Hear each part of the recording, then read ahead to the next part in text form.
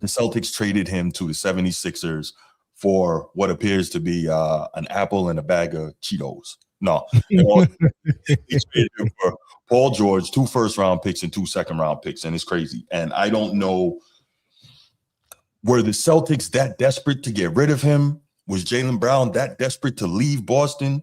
Which I don't know if I believe. He said that, early, about a month ago, he said that he loves Boston. If he could be there for the next 10 years, he would. I don't know. Obviously, we know that, or it's been reported that he kind of has felt, I don't want to say disrespected, but maybe less loved by the team than he should be based on what he's earned with his play on the court. But man, I don't even know where to go, man. I'm gonna just give some quick background here. We do know that the Celtics have been trying to trade him for a couple of years, and I think a big part of this thing that seems to be getting left out, a lot of people aren't really looking at, is that after they won the championship in 2024, once more when Jaylen Brown won the Finals MVP. For those who keep saying that he's not a great player and this, that, and the third, but whatever, But after they won the championship in 2024, the Celtics sold the team. And following that, the new ownership came in. And when the new ownership came in, you saw immediately they were trying to get out from under some of the larger contracts on the team. And I think that's something that a lot of the mainstream media is leaving out because it's a less salacious part of the story, right? And so obviously, that's not what's going to get the clicks or really get people listening and so on. And we know that when new ownership comes into a team, a lot of times, if they didn't sign the big contracts, they want to get out from under them. Because, it's just something like, if I take over an organization, I'll pay who I think is worth it, but I may not necessarily trust who paid the last time. But regardless, they've been trying to get out from under big contracts. And then now you see, and it's weird because the mainstream media seems to have been pulling at the seams of Jaylen Brown and Jason Tatum for years. So it is what it is. But anyway, the Celtics were a team that were, thought to be maybe a lower level playoff team, or maybe not a playoff team at all in the East this year, or a team that would maybe make a play-in spot based on the fact that Jason Tatum was out with the Achilles injury, blah, blah, so on and so forth. And, they had a lot of younger, unproven talent on the team. They let a lot of guys go last year, traded guys, free agency. They let them walk, so on and so forth, cutting salary. Jaylen Brown ends up leading the team, having his best season, 28.5 points per game, more than 6 rebounds, more than 5 assists, shooting 48% from the field, 37% from 3. Just a great overall season, which he dubbed his best season in his career and his favorite. And we'll get back to that. The Celtics are fighting for the number 1 seed in the East all season long, much to many people's surprise, myself included. Celtics end up number 2 overall seed, go up 3-1 in the first round. We know what happens. Embiid gets to cooking, and the Celtics blow a 3-1 lead, the first time in franchise history, the greatest franchise in NBA history, and they blow a 3-1 lead for the first time in franchise history. And then Jaylen Brown, the following day, he makes his controversial comments on his stream on Twitch where he says, "This was my favorite season." People took that out of context, even though he explained exactly what he meant by it, right? But, again, that's not the salacious part. So we don't want to provide the context to that, right? So anyway, we see all the controversy. The Celtics are saying, hey, we'll put him in a trade with Giannis, but if it's not Giannis, nobody else. Brad Stevens then says, oh, well, I'd never say never, blah, blah, blah. And now we see today, Jaylen Brown is now traded to a division rival. That's the backup, the breakdown. Mel, go ahead. Let's get your thoughts, man. It's a whole bunch that you said, but I want to point out one thing you said at the end when you said that his comments on the Twitch stream was taken out of context. Hey, you gotta be smarter than that, man. You gotta be smarter than that. I know it's certain things that I can't say. True. That might be very sensitive for my teammates. If I say certain things, it could be looked at one way, even if I mean it a different way. So it's just some things you just avoid saying. Nobody needed to know that this season was the best season that you've ever had. Nobody wanted to hear that. Especially not the day after you blow that 3 lead and get eliminated. That was the timing was terrible. Yeah, the only way I'm okay with him saying that if someone asks, "Hey, is this the best season that you've ever had?" Yeah, it was. You know what I mean? Because X, Y, and Z. Now, if somebody, but coming out to volunteer that, it's a Right. reason. I mean, he's a smart dude. He is. Everything he did was calculated. You know, I wouldn't even be surprised if he come back like Kanye West after Kanye West lost his Adidas deal and be like, "Hey, this is the plan the whole time." I hope this, not. this was the plan the whole time, man. I got my $300 million contract, and I got to go to a team that was already full of go like some ballers that I can go contend with and be the number one on. This was a win-win for Jaylen Brown. He got his contract, and he got his own squad. It was a win-win, but what I don't like about it, like I said, one was the terrible timing of the commentary. He can't act like he doesn't know how poorly timed that was. To your point, he's a very smart guy. But two, I hate the fact that it's done within division. And three, it makes the Celtics look really bad because, like we said, they traded him for an apple and a bag of Cheetos. You know what I'm saying? They trade this dude for, you know, an oft-injured, PD exposed, low budget, old Jason Tatum. That's what you got. And so it doesn't even make sense that you did that. And you didn't even force the Sixers, if you're the Celtics, and say, you didn't force their hands and say, give me one of them young guns. I want either Maxey or Edgecombe in this deal. They probably could have gotten away with that, but they didn't. So, like, that looks really bad. Steve Stevenson, I see you up there shaking your head. What's going on, brother? They tried. I would have loved for them to get Edgecombe in this deal. They weren't going to get him, though. They tried to drive up pricing with the comment from last week when they said the Celtics are looking for 4 or 5 first-round picks. That was to drive up the pricing, you know, so people would be willing to pay more, and obviously it didn't work. Everybody was lowballing them because they knew, based on the signaling from Jaylen Brown, that he was ready to take the next step for himself as a primary option. For whatever reason, nobody wanted him and Jason Tatum to coexist as both premier players. Everybody has to have this affliction. It's like we need a 1 and we need to have a 2. We can't have 2 guys that could be a 1 on any given night, even though they won a championship that way. But I think what happens is, Bruce, you had a good point talking about the new ownership when they started moving on from contracts. The Celtics have signaled that they feel better moving forward with Jason Tatum and building around what he is, as opposed to maybe finding it a little bit harder to build around what Jaylen Brown is. I think Jaylen Brown is a little bit more with friction. He's a little bit rougher. Jason Tatum, I don't think he could be bothered. He's just nonchalant, right? He's just easygoing. Jaylen Brown will say some things. So I think the Celtics took the path of least resistance. Yeah. And they tried to return more value for him. And to his credit, Jaylen Brown did play it right. I love Boston. I love the city. We won a championship. He did everything on his, even though he did a couple of missteps, he tried to make it better to make him more tradable. Yeah, palatable. Yeah, I agree, man. I'm just look, Bruce, you guys lost the real one for sure. There is only a handful of guys that play like that in the league. Agreed. There's only a couple guys that play that good on both sides of the ball at the wing position, forward, shooting guard. However, it's very rare, which is surprisingly, like, why would they get rid of him and then move him to Philly? Yeah, they lost him as soon as that new CBA came out, though. I mean, they got 2 guys on their rosters both making $300 million. Yeah. You know what I mean? They absolutely. I know those meetings was crazy with the new ownership group every day coming in, looking down the future and saying, we got to pay these 2 guys this. Yeah. You know what I mean?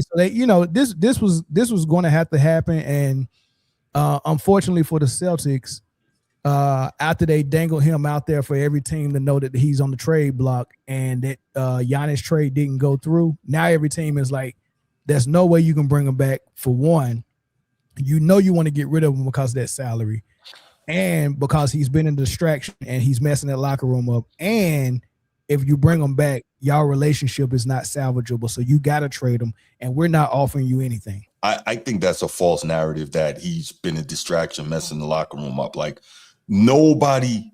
I think what Mel is saying is that it could become that if it goes into next season. Now that we know the things we know, you know what I'm saying? Yeah, that's it's no like way the point of no return, right?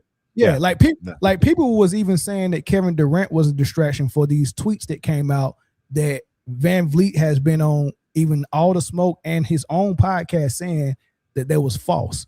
People are still saying Kevin Durant is a distraction in the locker room for Houston. Kevin Durant derailed the team's season. That's what people are saying, but no one's inside the Houston team is saying that. So my point is this: if people are saying that Kevin Durant's fake tweets ruined the season, then I know what Jaylen Brown is doing is going to ruin the season for Boston if he came back to the team next year. Right. Yeah. So let me ask you this, right? We know, right, as men, you could literally get into fisticuffs with a fellow man, you know, slug it out, afterwards hug it out, right? You can slug it out, then hug it out, and y'all can move past it, right? So you're telling me these men, if they wanted to, Jaylen Brown included, Jaylen Brown and the Celtics, his teammates, the front people, whoever, you're telling me that they could not have freaking gotten into a room, sat down. Hold up. I don't think Jaylen Brown's teammates hate him.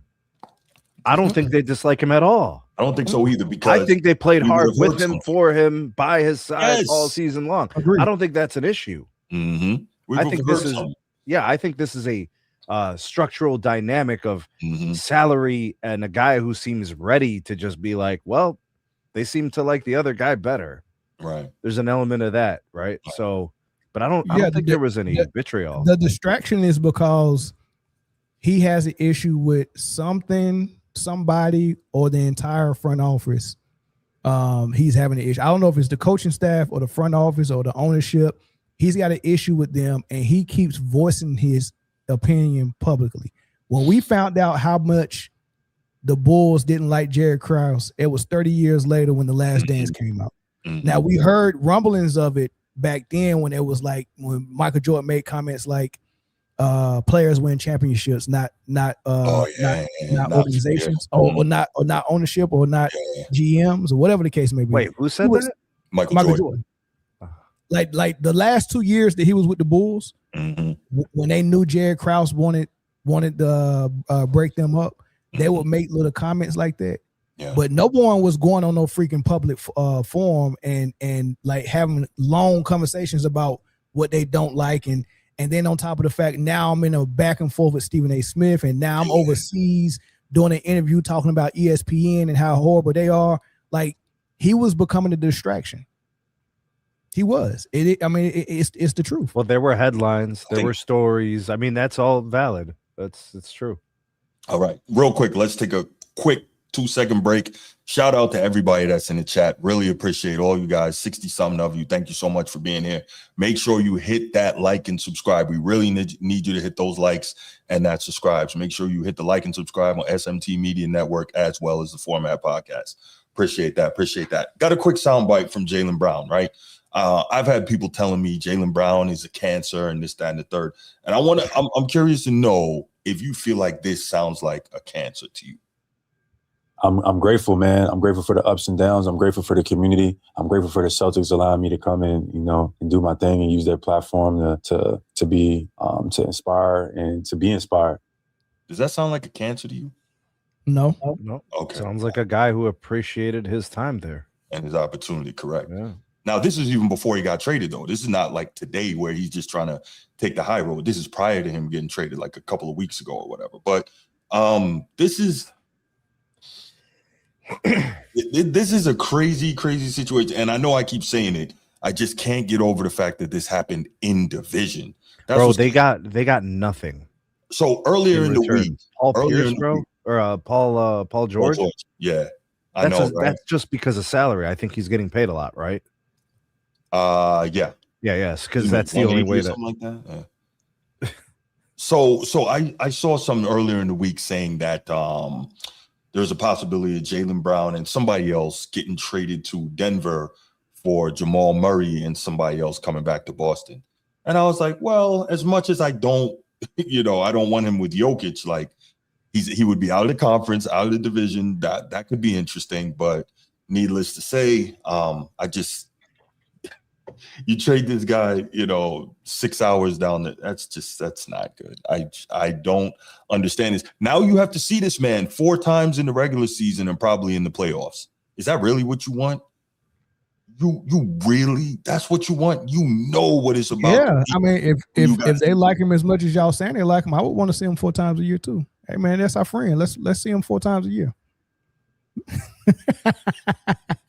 Hey man, this is why you can't take Mel no place, man. He don't know how to act. By the way, y'all need to go and listen to tonight's episode of Man Down Sports.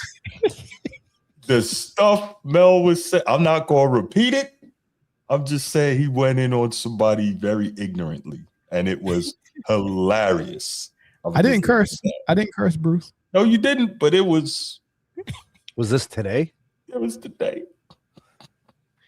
Hold on. Is it a video or a live stream? No, it was a live stream, so you can watch. You can watch. Damn, you roasted someone on a live stream, bro? Oh my god! Man. I was just having fun, man. It was fun. Yeah, all right, that's what you call it. It was. Now he had been trolling me ever since the Spurs series, because I said something about Wemby 2 months ago, and every time I go live, he's the first one there, like just trolling, man. What'd you say about Wemby? Just some basketball stuff. Yeah, and they just don't like that sort of thing. Taking too many jump shots. He need to get in the post. He need to get down low. Stuff like that. And, you know how some people are when you talk about their favorite player, they get a player is imperfect. You're hating. Yeah. Well, his profile picture is a lime green alien head. And his profile name is San Antonio or SA Per Hoops or something like that.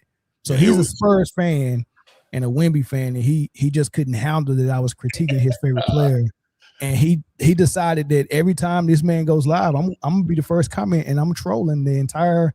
And I've always ignored it, but I had time today, so it was bad. But I'm gonna go ahead and open these phone lines up: 904-219-8264, 904-219-8264. What do y'all think about the Celtics making what I believe to be a horrible trade, trading their best or second best player within the division to a long-time standing rival and not getting back anything of worth for it? What do y'all think about that?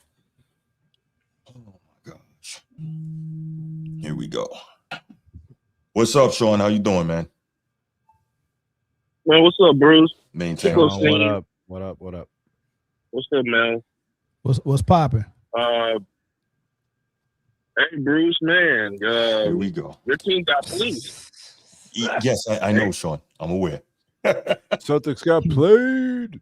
Yeah. Well, they let it happen. Listen, man. But go ahead. I don't know. Okay. All said done, as a Laker fan, I'm going to put my rivalry to the side. I think that is extremely disrespectful that how the way the Celtics actually treat him. I think so, too. Like, the dude has been your best player for the past 5 seasons. Yes, I know Jason Tatum is more talented, but come on. He's not the one who won Finals MVP. Mm-hmm. That guy did. And despite all that, they absolutely can't stand him. This is, to me, this trade is nothing more but it's not about his basketball. Not at all. It's about the front office or the owner or some type of executive just can't stand him personally. Mm-hmm. Like, I don't know. Like, maybe because, like, Jaylen Brown's an intelligent dude or everyone is so cool with him. Hey, Sean, can I ask you a question? Yeah, what?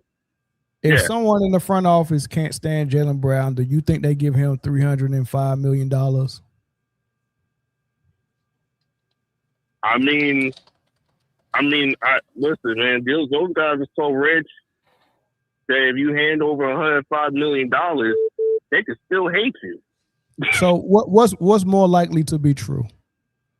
Right, the Boston Celtics showed more appreciation to Jaylen Brown when they handed him $305 million than Jerry Krause and the owner of the Chicago Bulls showed Phil Jackson, Scottie Pippen, and Michael Jordan in their final year when they won a championship?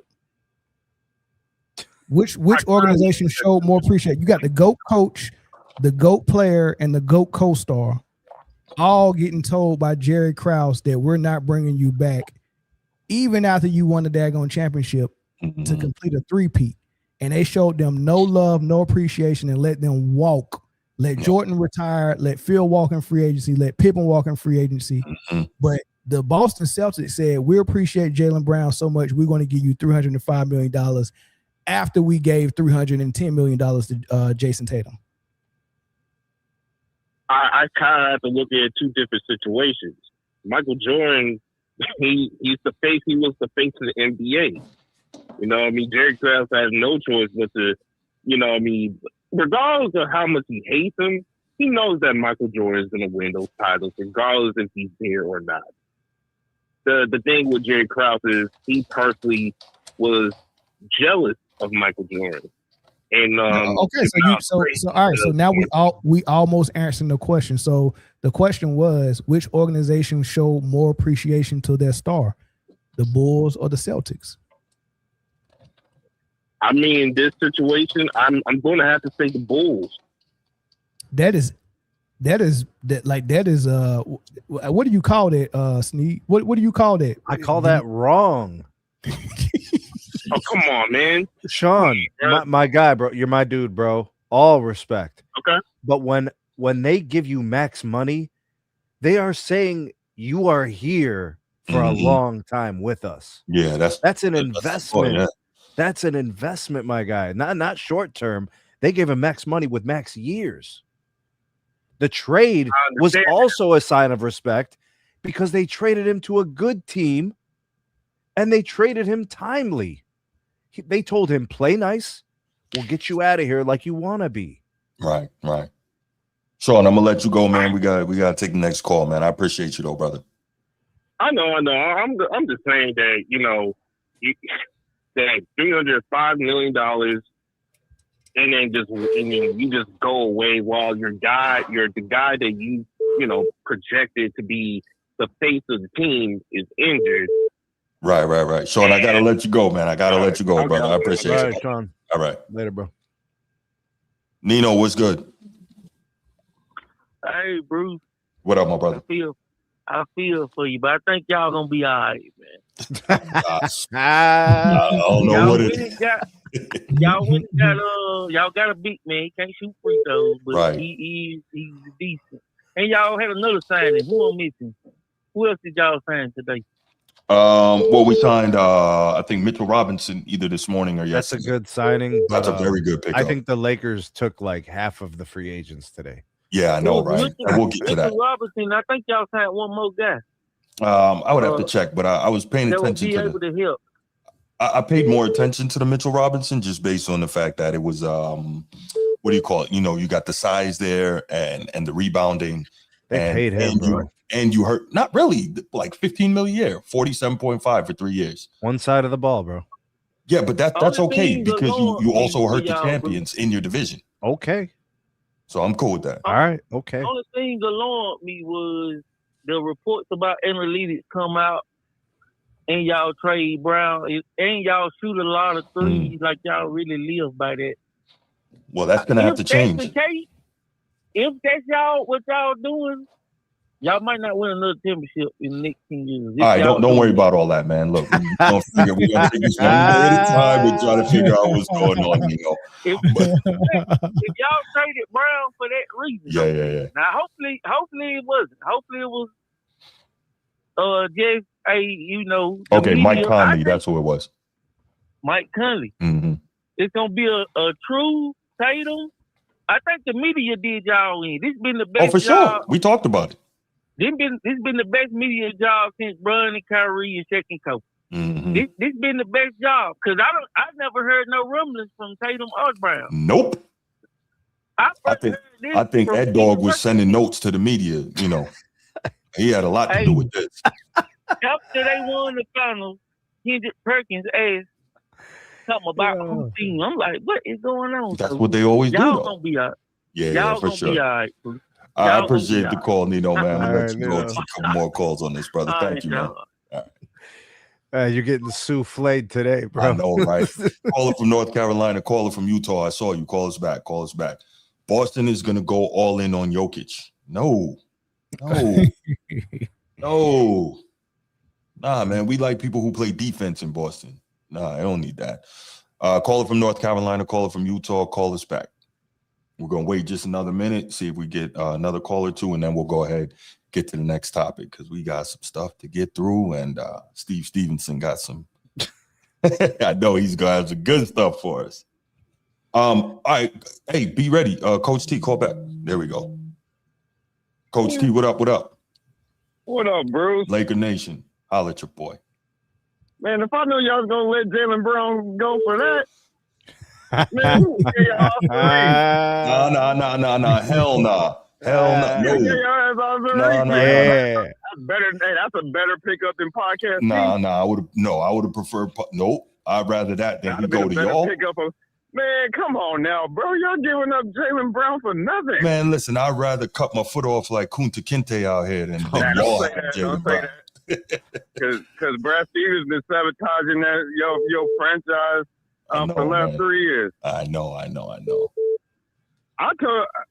it was a bad move putting in front office when that wonderful coaching job he did for y'all.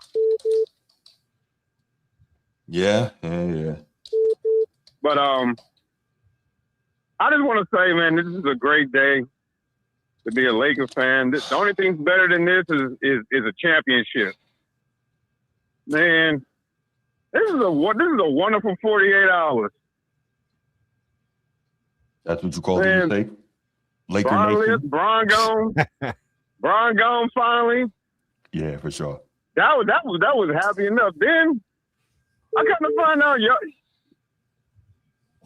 y'all didn't get Giannis, but Stop it. You let him walk for Paul George in your division. You send him right up the street. At least when Dallas made their bonehead trade, they at least send him outside the division. Dallas didn't make a bonehead trade, but that was fantastic. They got rid of Luka Vandross. They got rid of the 300-pound point guard. They got rid of the sloth of South Carolina. They got rid of the slew foot, 2 left foot, no slide step, fat, do something fat in the air. Stop. Get ripped at half court, get tired, sweating like a pig with no sweat glands, just running around here, playing no defense, needs the ball the entire game. I'm a fat point guard. They got rid of that dude that wanted $300 million and a free license to cuss out the head coach, all his players, the referees, the GM, and the owner while coming back to training camp out of shape every season. They got rid of that guy. Good luck, LA. Hey, Mel. And what they got in return? You know what Mill just did? He identified accurately every risk that comes with Luka. That's true. Every single risk. That's true. Laker Nation, land your plane, man. We gotta take one more call and then we're gonna move on to the next topic. Land your plane, bro. Go ahead. I'm just saying, this is a great day to be. It's a great day. Yeah, you said that already. Right you now. Got anything else to say? You said that already. It's a great day. You know, it's a great day. This is karma for the whole 8 years that you've been making all those jokes about us. And look at what you did. But from a basketball output, I don't know what the heck the Celtics are doing. I hope they have a backup plan. I hope he got something cooking behind the scenes and make some more moves, because this right here don't make no sense. Those are not going to be high draft picks. And last thing I want to say though is I kind of like what Toronto's doing. I think they got a very young, very solid defensive team. I know that's not part of the topic, but I like what Toronto's doing. Come on, bro. Land your plane. Land your plane. Come on, stay on topic. Come on. Work with me. I don't want to say, Bruce, man, let's have a wonderful season. Thank you. We'll do that, man. Appreciate the All call. right, Coach. Have a good night, man. Man. All right, we're gonna take one more call on this topic, then we got to move on. I really appreciate the engagement. Whoever gets in, gets in. There we go. Cavs are screwed, bro. Caller from Utah. Who's this? Hey, what's going on? This Aaron. What up, Aaron, what's going on, man? First time? Nothing much. Yeah, this is my first time calling in. I'm from Mel. I'm from Man Down podcast. So Oh, I think okay. that was Aaron, there. what's poppin', Aaron? All right. Nothing much. Hey man, I'm afraid I gotta pile on, man. Go ahead. I think the media kind of helped Brad Stevens make this decision Yep. for whatever reason. We talked about this. And I think a lot of it comes down. I think it's really off court. I think Jaylen Brown is a smart brother, Yes. and I believe there was probably more involved in saying, "Hey, we need to get that guy out of Boston." I agree. You know, like we don't like some of the stuff he talks about. You know what I'm saying? You mean like I really think, putting on STEM conferences at MIT for underprivileged kids and all that? Yeah, what a scumbag. I know. But go ahead. Nah, but I think it's the messaging. I think it's the messaging. I got you. Yeah, and I think part of that is him standing up for Kyrie during that time too. Mhm. I don't think it never was really talked about, but I think there was probably a little resentment because wasn't he the president of the NBA PA at the time? Yep. Yeah, one of them. Yeah, so yeah, he was one of them. So I think a lot of that was never mentioned. I think a lot of that played a role, and then him beefing with Stephen A. and then ESPN all coming together, Mhm. Attacking them. And I think they made that move because of that. And I think that might come back to bite them. Sure, but Brad Stevens supposed to be better than that. But he has now made Philadelphia one of the best teams in the East. That addition, and if they mess around and make a run, could you imagine if he goes there and mess around and win another chip?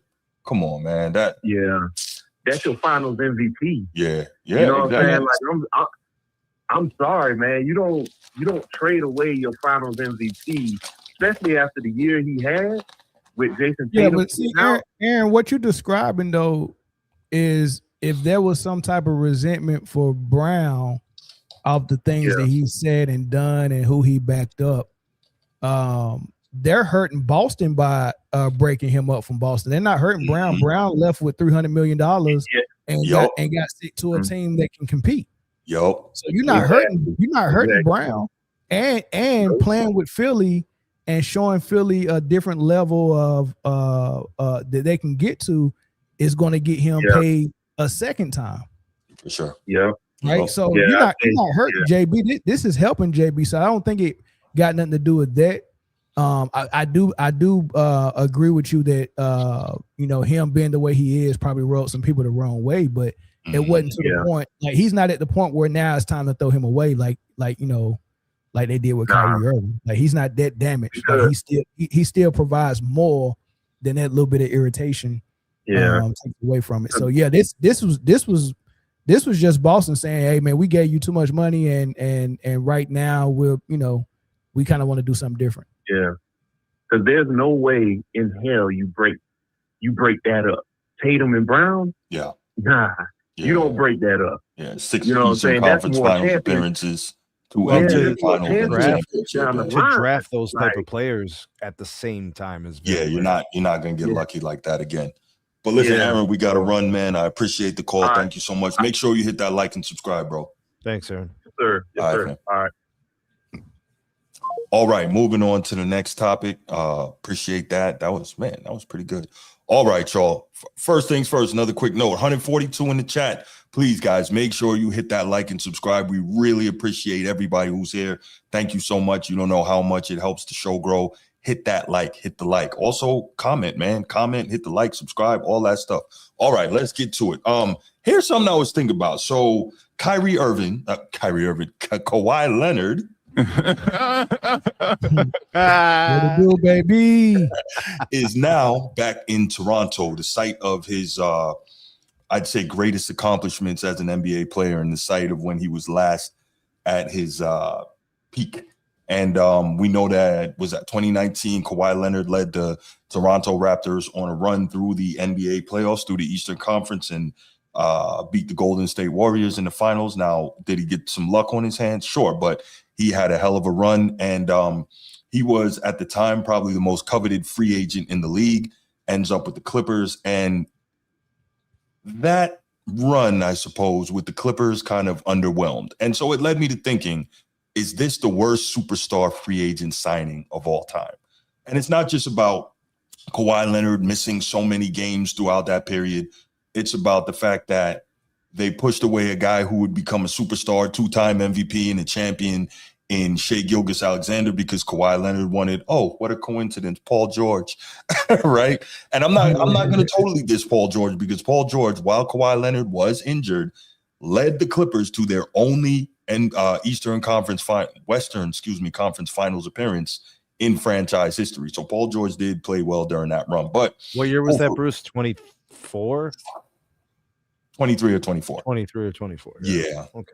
But overall, it was thoroughly disappointing. Now you got Kawhi Leonard and the Clippers being investigated. Wow, Team USA just scored. The Clippers and Kawhi Leonard being investigated for offsides, what may be considered a shady deal with the under the table money on the side and all that stuff, circumventing the salary cap to try and get him there, and also facilitate what he wanted. So the question now is, as good as Kawhi Leonard is, and I believe he played 66, 68 games this year for the first time in a long time, and made second team all NBA. So one of his best seasons, pretty much in the league, averaged about 28-5, really great year. Is this the worst free agent superstar signing of all time? Steve Stevenson, I'm gonna start with you, man. Man, so those statements I don't like. It is so hard to prove a statement like that, because there are always really bad decisions that are made by organizations who are desperate to win now. Okay. It's always that situation, though. It is always that thing. It's always a team that's trying to jump the process. They're trying to take a shortcut, and they want to win immediately. They start leveraging all their draft picks. They start moving on from all their solid young talent, trading for these, we'll call them more seasoned veteran players, and then it always backfires. It always backfires. It always backfires when you overpay, because now it changes expectations. It always backfires when you bring in a high-profile guy, and then bring in his favorite high-profile guy to play with him, because the bar gets set up high. Yeah. Now you got like real expectations. Right. So everybody thought, okay, he's an LA guy or a SoCal guy. He's going to go back to Southern California. He'll play for the Lakers. LeBron goes to LA Lakers. Kawhi ends up in LA playing for the Clippers. Yeah. The Clippers doing Clippers things per always. Right. So they take a risk. Bro, this guy doesn't play that much. Yeah. He plays 60-some games in a season, and now everybody thinks he's going to be healthy. I didn't say that. No, not you. Not you. I'm saying there are people who will fall into that trap. They'll think because he did it once out of the last 9 years, bro, he is going to load manage the hell out of the season next year. In Toronto, he might play 40 games, bro. Are you saying that? And don't at me on that either, bro. What? Are you saying his knees are going to hurt because it's going to be cold up there? Don't you remember degenerative knees? I remember those reports, bro. Yeah, no. Okay, so only thing I'm saying, Kawhi is so much about his money. Why would he want to go to Toronto, where it's even extra taxes being in Canada? That's an interesting thought. I think he's ready to secure a long-term deal.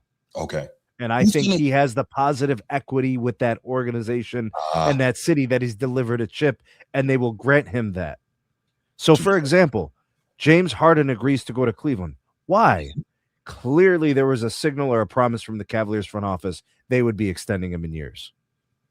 That's what these guys are looking for. Bro, they are in the twilight of their careers. Yeah. Past 35 is not normal to play all pro. Yeah. That's true. LeBron got everybody thinking anybody can do whatever the hell they want, bro. Right. That is not how this shit works. Mm-hmm. That is not common to have good fortune and health for that long at that level. So no, I don't expect him to play more than 40 games.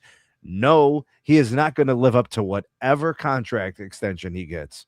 It's really what I think it is, Bruce. He is timing it perfect. It's very calculated. He wants to maximize the salary one last time. Yeah. Mel, man, what are your thoughts about this?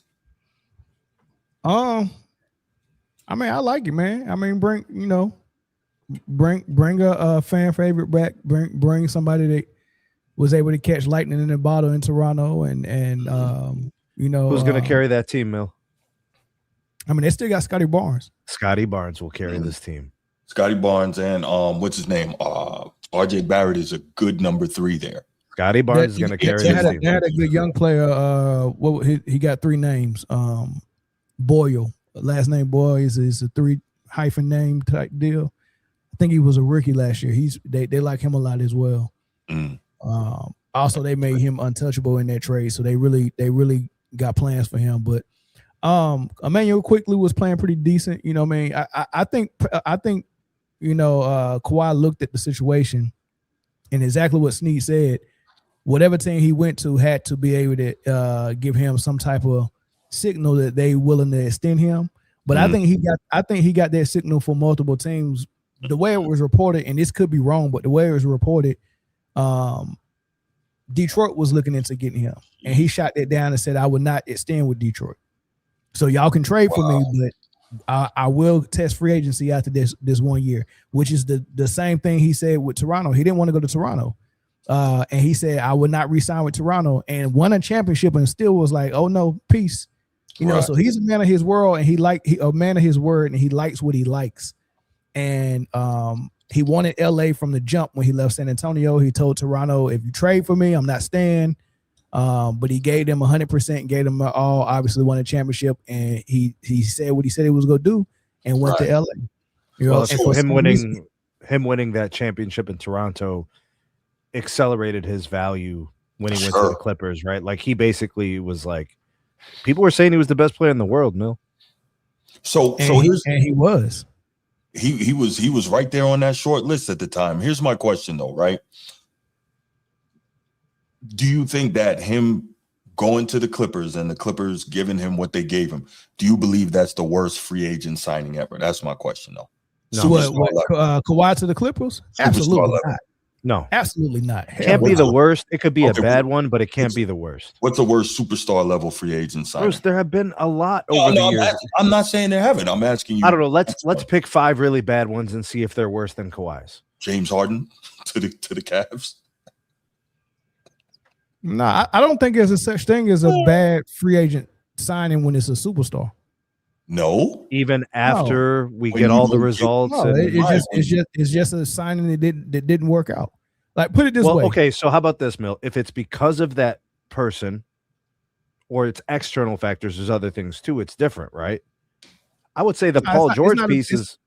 It's not a bad sign. There's no such thing. That's like saying that you picked a bad spouse. No, you picked a good one and it just didn't work out. No, you could pick a bad one. You could pick a bad spouse who doesn't know how to be a spouse. Okay, that's fair. Well, if the spouse, hold on, if the spouse is a superstar, like you could pick a bad free agent, but a bad superstar, there's no such thing as picking a bad superstar. They're a superstar. Like they're a superstar because they prove that they could carry teams. Otherwise, we wouldn't give them that title. So you hired him to carry your team.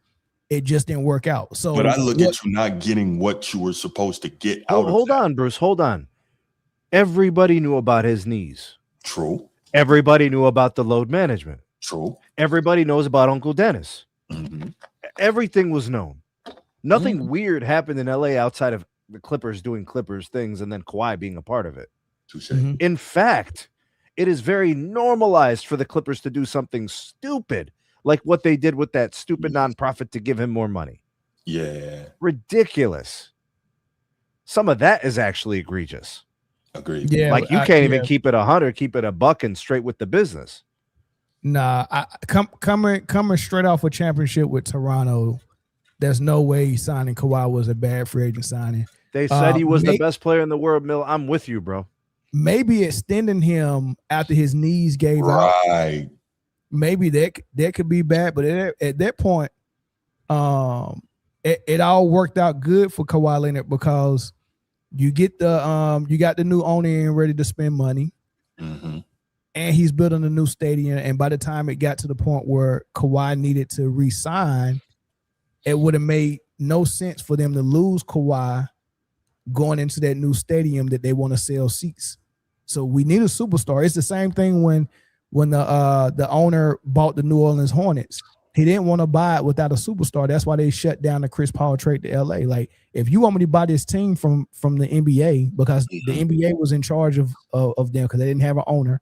There was the de facto owner. I'm not buying this if y'all trading Chris Paul away. Because I got to buy a team and lose money, and I don't know when I'm getting a superstar. So they shut the Chris Paul trade. I don't care what story they tell me. That's why they shut it down, because the owner was about to back out of buying it without a superstar. And then it was like, oh, shoot, we just watched March Madness, and the Anthony Davis kid, they're saying that he's a generational talent. If I could guarantee you win the lottery and you getting this guy, would you buy the team then? Sure. And then it was like, all right, we'll approve the Chris Paul trade to the Clippers, and we'll do the draft lottery. And right after the draft lottery, we'll sign the paperwork on national TV to sell the New Orleans Pelicans or the Hornets to this new owner. That really happened. So I think that's what happened with the Clippers. That was like, we're going into a new stadium. I don't want a new stadium with empty seats. We got to have a superstar. So they re-signed them. Fair enough. All right, let's go ahead. Excuse me. Open up the phone lines. Let's take a couple calls on this. 904-219-8264. Do you believe signing Kawhi Leonard to the Clippers is the worst superstar free agent signing ever? It was pretty bad. Looking back on what it was supposed to be and what the Clippers actually got out of it, looks pretty bad to me. Thank you for calling Format Podcast. How can I help you? Good afternoon, sir. Good afternoon, Sneed. What up, Eddie? What's up? I'm going to keep it short and brief. I know we got a loaded show. Pause. And make sure y'all get the like and subscribe up for this platform. So the topic is about Kawhi. With him going back to Toronto, this is like his last. Well, I don't know how many knees he got left. His last season. All right. You know what I mean? Yeah, I think they are still a playoff contender. Oh, for sure. They were in the playoffs. I mean, they finished top five. Yeah, they finished top five in the conference. Yeah, they're not and then took the Cavs 6 or 7 games, was it? Yeah. Yeah. So what's up, yeah, G? and then they kept quickly, so that's and RJ Barrett. Of course, they sent BI away with a box of Reese's Pieces with his shout out to Glow Ritter. She's on the box cover. But so I mean, it's not a bad trade or nothing like that when it comes to that. I don't know if that's gonna be. I don't know what they're gonna do with the Clippers. I don't know. Hopefully, Tyloo don't lose his job. But other than that, I mean, I like the trade. It's decent. It's cool. I was just gonna keep it short and brief. But one more thing I need to say on this show. Nope. Stick to the topic. If it's not about the topic, let it go. No, I'm sticking to the topic. All right, go ahead. Sneed, I just want you to know, sir, I got sent something that was very shameful. What Shawn Michaels was doing, that's something I was sent to a chick, and it was very hurtful. Coming from that guy that's on that Stick platform. to the topic, sir. The topic. And I hear you, sir, that was very hurtful. Stick to the topic, sir. That's all I need to say, y'all. Be you, Bruce. Yeah, you be you. I'm still looking for the invitation to the Boston Tea Party. Y'all have a wonderful night. You just couldn't do it. Yo, Bruce, that is very unbecoming of you, sir. Is it? Not really. I do stuff. I do stuff like that from time to time. Bro. Yeah. I gotta send it to Mel. No, you don't. No, you don't. Not the way he described it. Oh my goodness! If you send me that, I'm sending you Ravish and Rick Rude. Wow. And it will be rude. Calling from Georgia. Who's this? How you doing, man? Y'all still talking about Kawhi Leonard? Yeah. Who's this? Who's calling? Somebody underwater. Is this SpongeBob? Nah, bro. I got my phone on speaker, my bad. What's your name, man? What's your name? Who's this? Shahid, my fault. Shahid, what up, bro? Brother? Salam alaikum. I hear my phone. Appreciate that. No doubt, my yeah, I was gonna say that the Kawhi Leonard thing. It kind of reminded me of when Grant Hill went to the Magic. Like that's what I'm saying. Like it didn't feel like it was a failure. And on top of that, I'm like, yo, Grant Hill was like a really, really good player, and he never really got to be like himself. But with Kawhi Leonard, it's like this last year he did get to be himself, and then before the first year he did too. I think the second year too, even though they flopped in the playoffs.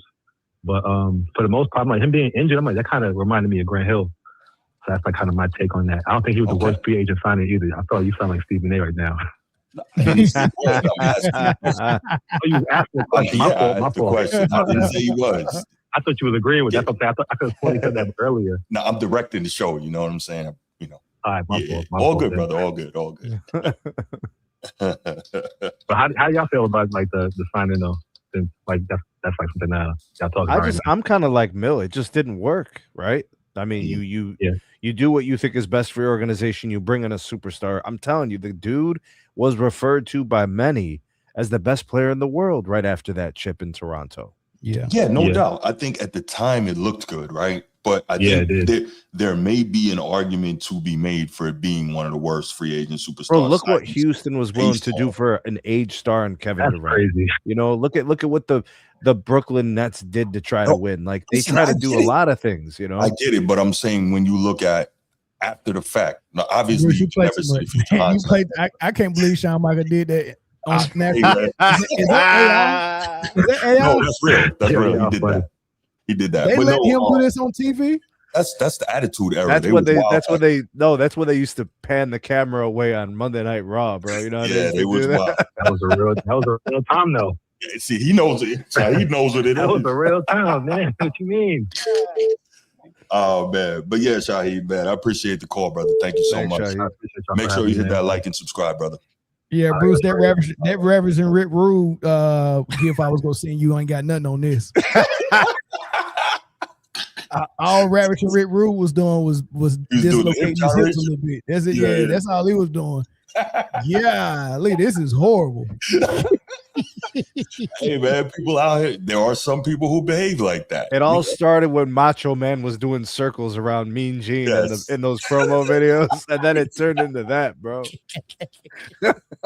Nino, what's good, man? Hey, I'm proud of you, Bruce. I don't know about I'm on the fence about Mills because he usually be spot on. I'm a little disappointed in Sneed though. Okay. Oh. Because now, when we talk about the Kane, we call him the lead GM. And he get blamed for his GM duty. And when you see what SDA is, you got to put the hell on Kawhi Leonard. How many words did Kawhi Leonard say last year in the NBA? Hold up. How many words did he say last year? 7? He's a fun guy. I don't know. This ain't about hey, what you saying into the public, that don't mean you ain't talking. Or got nobody talking for you. That don't mean that. I don't know if you saying that. How many quiet people you go after, Nino? Is that typically what you do? Oh, I'm going to nobody. I love it all. But I'm saying for people that have a problem with the GM and they blame the players for making the decision. Now, what they call it when you can go back and look at something and at the time now, I thought Kawhi was on to something. Mm-hmm. But I did think he was on to something. We didn't know SGA was going to be this. Right. Nobody could have known that. Hold on 1 second, Nino. Quick shout. Thank you for the super chat. My life, your entertainment. He says, I'm going to keep a Kobe bean. Jaylen Brown was devalued because he started a Black Wall Street in Boston outside of the Nike slander and USA snub. That's when Stephen A. started targeting him as well. Well, y'all might be on to. I'm sure that had something to do with it. There's a lot going on there, and it's not a good look. But yeah, go ahead, Nino. Hey, y'all. I was thinking, hey, whoever said that, I'm with you. Mm-hmm. I wasn't gonna go. I didn't know. We all know that's true, but but I don't think it got nothing to do with the trade though. It got something to do with all the other stuff, but not the trade. The trade was right with the media. That's with me. Yeah, the trade was the end result of all of it. Yeah. Now it can't be the worst deal because Chandler Parsons got all that money and didn't play. He did have a Chandler Parsons. Yeah, but that's not a superstar. He said the word superstar. Superstar. What about Embiid being hurt? Yeah, that's pretty bad. That wasn't a free agent signing though. Those were like extensions, which I wouldn't have given Embiid. Okay. I like them. Yeah. Those weren't so free he got to agent be signings. free agent. Ooh, Yeah. How about Sean Kemp to the Cleveland Cavaliers? That's a big one. Did he get big money for that? Yeah. Damn. That's the biggest contract he ever got in the NBA. Was the one from Sean Kemp. Yeah, but once again, that ain't a bad signing. That's just Sean Kemp decided to get fat before he got to Cleveland. I was about to say he was still Sean Kemp when they signed him, and then they had the lockout. Yeah, and he came back fat and out of shape. He wasn't ready. He didn't think the season was gonna be that year.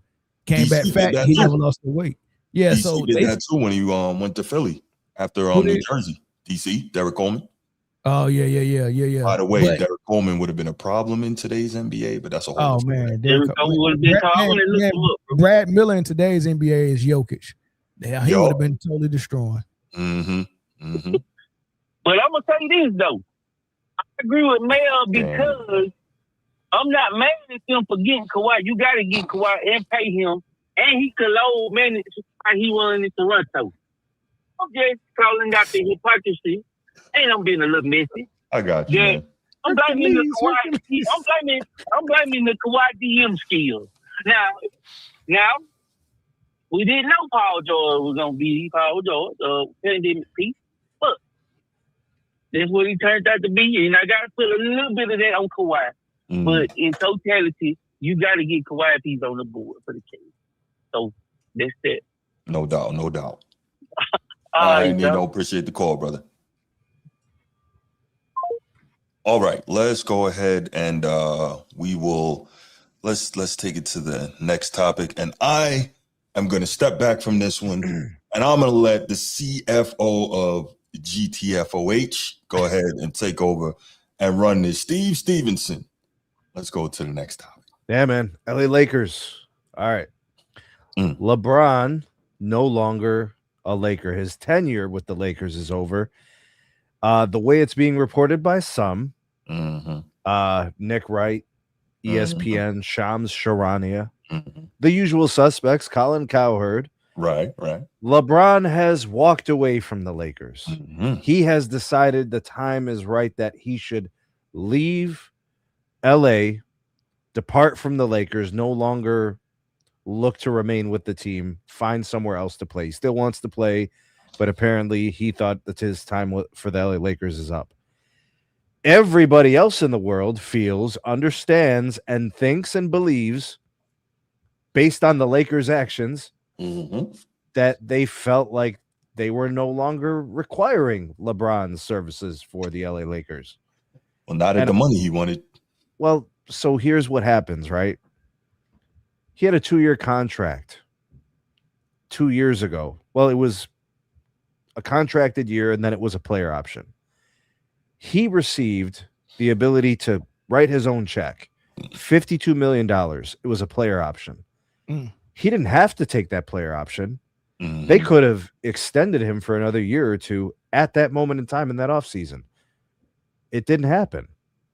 The whole entire season, LeBron could have been extended. It didn't happen. The offseason then comes, and they have an opportunity to then sign LeBron again. Because remember, those players who with their teams can actually sign with them first before they become free agents. There's no deal offered to him. I don't think there were any deals offered to him personally. I think they left LeBron on red. And if it was able to happen at the very end of everything, when they got all their players signed, when they got their free agents that they were looking to obviously build around Luka, who's the future of their team. Folks, when they brought in Luka Doncic, they said LeBron's time in LA is a wrap. He was on borrowed time once they brought Luka. He just happened to have a guaranteed year and then a player option. If it was up to them, LeBron has a no trade clause. If it was up to them, I think they would have liked to have traded him. But they couldn't because he has a no trade clause. And the other piece to this that people keep forgetting is every single time they were losing in the playoffs, LeBron was their lead guy. So they understood LeBron's limitations. They knew that the time had run up for the Lakers. He was no longer a part of their championship aspirations. It's been 6 years since they won a championship, gentlemen. 6 years. In NBA years, 6 years is a lifetime. Teams don't hang around with the same squad for 6 years hoping to win. That's crazy talk. Teams get dismantled. They get broken up. New players brought in, draft picks. LeBron was in LA for 8 years. They got one championship in the bubble. We can argue about how good of an 8-year stretch it was. I think it's a fun conversation to have. But the way it's being reported, depending on who you ask, LeBron was basically left on red or LeBron walked away from the team. I personally believe, based on everything that happened up to this point, believe that the sunset just happened for LeBron in LA. That's all it was. They didn't ask him to come back. That's pretty much how it went, in my opinion. So before I let Mel go, this was interesting. I don't know if I told you this yesterday, Sneed. I attempted to listen to What's Right with Nick Wright because I said, as a journalist, you should try to hear both sides. I talked to Mel about this. It was so hard to listen to that guy. I couldn't get through his podcast. Because they lie? Man, he had the nerve to say, check this out. Nick Wright, mind you, of all people, had the nerve to say, he talked about the fake Laker fans who are really Kobe stans. And I'm like, this guy has the nerve to talk about who's fake Laker fans? For real? Well, Kobe's been gone now for a while, so. But it's the principle of nobody who's a LeBron fan can talk about anybody being a fake fan of a team. You know what I mean? Because all they do is just run around chasing this dude, you know, doing the Shawn Michaels, right? And it is absurd what these people are on. And the fact that he said that, I couldn't believe it. Like, I was literally listening, and right after he said that, I was like, oh, man. I tried to call you, and then I called Mel. I was like, nah, I can't. Do you guys want to do that with this segment? Should we evaluate his 8 years in LA? So we should, but we should compare it to Kobe's last 8 years to give it some perspective. I'll say this real quick. Nick Wright, he made a fair point. It was incomplete, but he did make a fair point. He says individually, what LeBron did in his final 8 years in LA was a Hall of Fame career for most guys. And then he started pointing out Hall of Famers, top 50, top 75 guys that didn't do it. He's like, in his 8 years in LA, he's got 7 All-NBA selections, a Western Conference Finals, and a championship. And he's like, well, that's more than Clyde. That's more than this guy, more than that guy. I was like, that's an interesting perspective. But listening to Nick Wright, all you think about is, yes, these things are true, but the way he's shaping it and framing his argument is often incorrect. Not incorrect, incomplete. Well, I think the bigger problem is the fact that LeBron was the second best player on the team. So it's hard for me to apply so much credit that way. I have to at least split it, or maybe give more of the credit to Anthony Davis, who during his time in LA was the best two-way player in the NBA. Yeah, at that time, yeah, he was. He was an MVP candidate, top 2, right before he got injured and then traded a month later. That's factual. That's not conjecture, no doubt. Speculation. No doubt. Mel, kind of give us your thoughts on not just the fact that LeBron is finished in LA, but, you know, the spin that they try to put on it, as well as where you think he may end up. That's kind of where I wanted to go next. That's the interesting part. And do we think that Bronny has any? Oh, going to take him? My thoughts on him being done in LA as it pertains to whether he got fired on his day off or he quit. Right. I mean, I don't know if that's that important. I mean, it's obvious. I mean, that's that. So this is what I think. You know, the leadership change from Jenny Buss to the new ownership with the Lakers.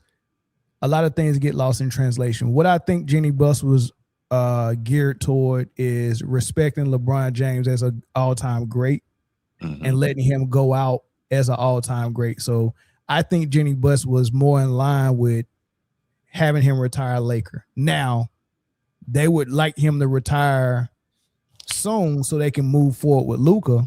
But, you know, so I think it would have been a real negotiation to keep him past when his contract was up. Like, they would love for him to have retired this year and walk out into the sunset as a Laker.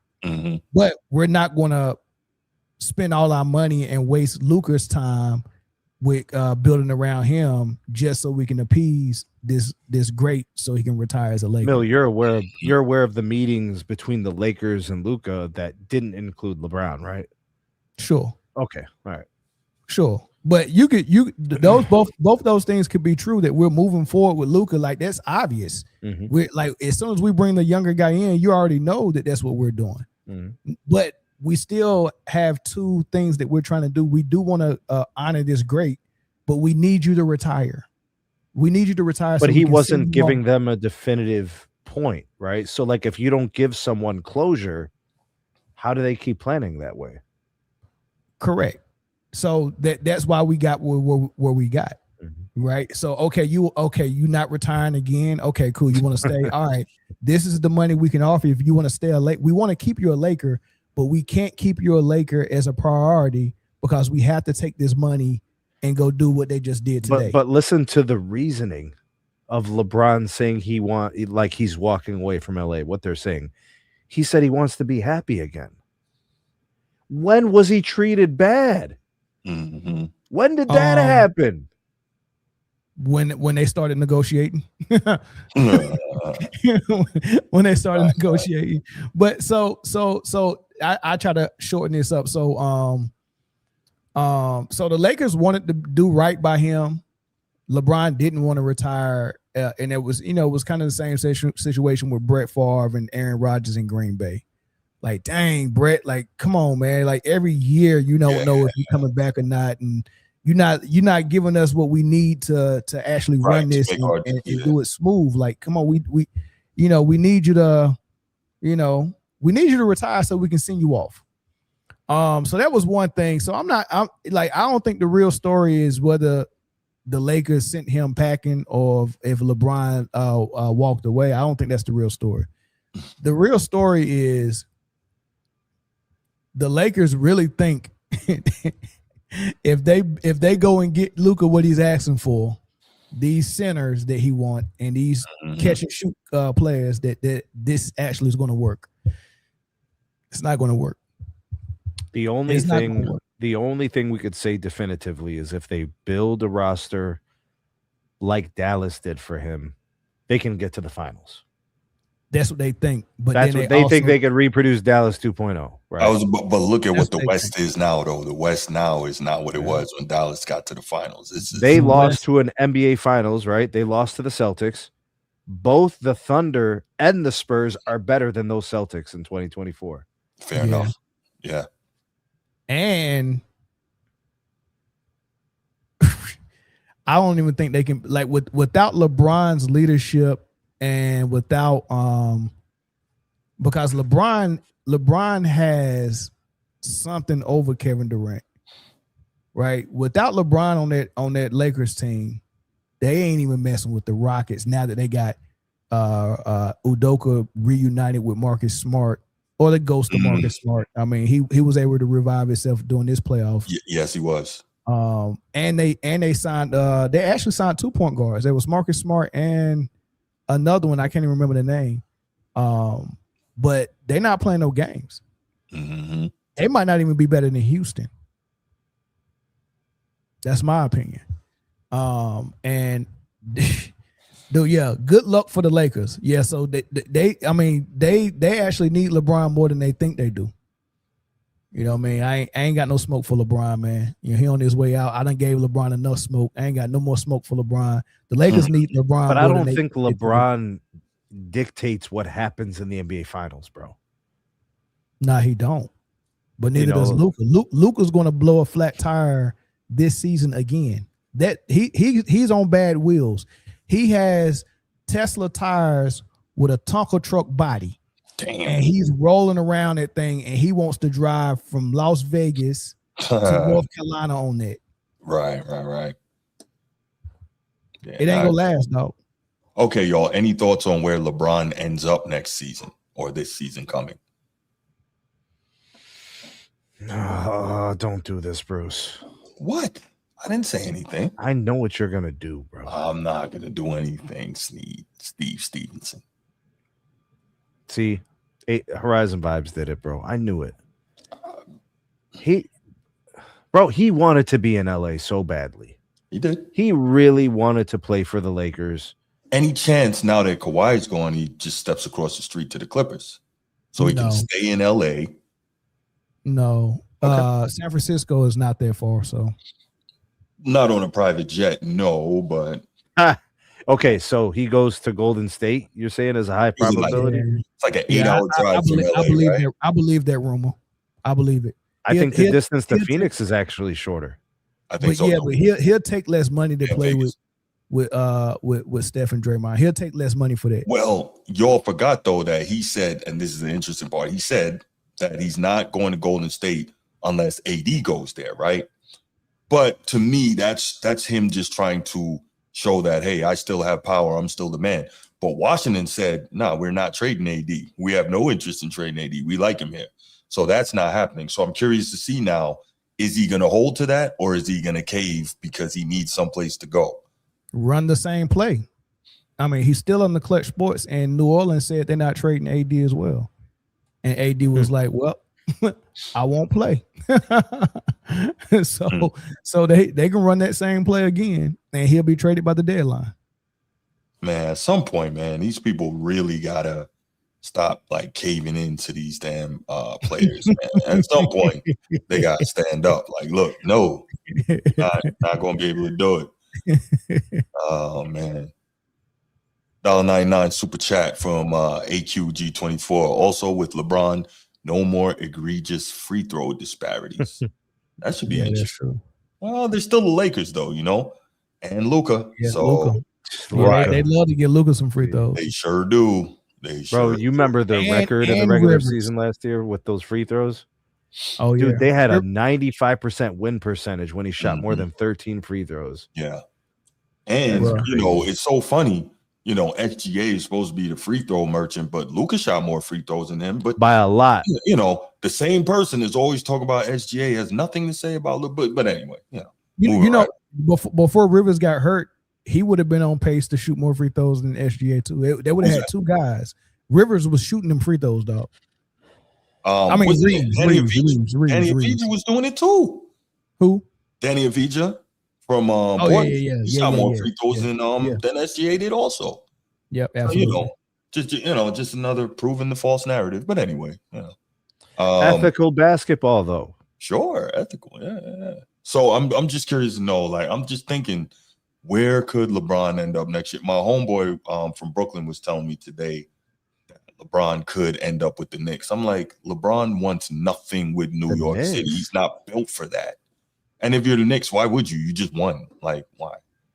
Nah, you don't do that. I'm just trying to think. I don't think there's any legitimate contenders other than Cleveland who might be interested. He should go to Boston, bro. That makes more sense. He's not doing that. He should go to Boston. You're just saying that just to say that. There's no reason for that, and he's not doing that. What do you mean? It's a historic franchise. It's a team that's got good talent, and they got a great philosophy of taking lots of threes, and he loves to take lots of threes, and he could link up with the Green Mamba. Stop it. He's not playing in Boston. That's not happening. That's not. All right, bygones be bygones. It's not happening, man. Let's all open up the phone lines. 904-219-8264.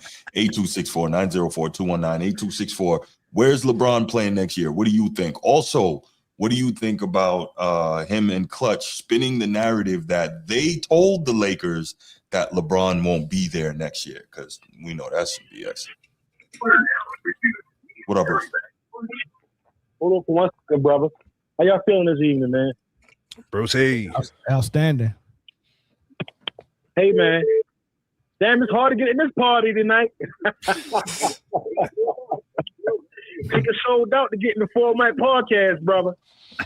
Hey, man. Let me say this, man. Dark horse, I'm going to say well, I think he might go or should go. I say the favorite is Golden State, dark horse, Minnesota. I think he'll fit in Minnesota with the departure of Nas Reed. It'll be perfect fit with him, Melo. That'll be perfect with his leadership skills. It's cold as hell over there, bro. Melo. Oh yeah, that'll be perfect fit. Oh yeah, for sure. You get to LeBron at the 4 in Minnesota. Yeah, I don't know about that. Hold on a second, Bruce. Shout out to Nino Action Jack with the 1999 super chat. Thank you, brother. Appreciate the support as always. Go ahead, Bruce.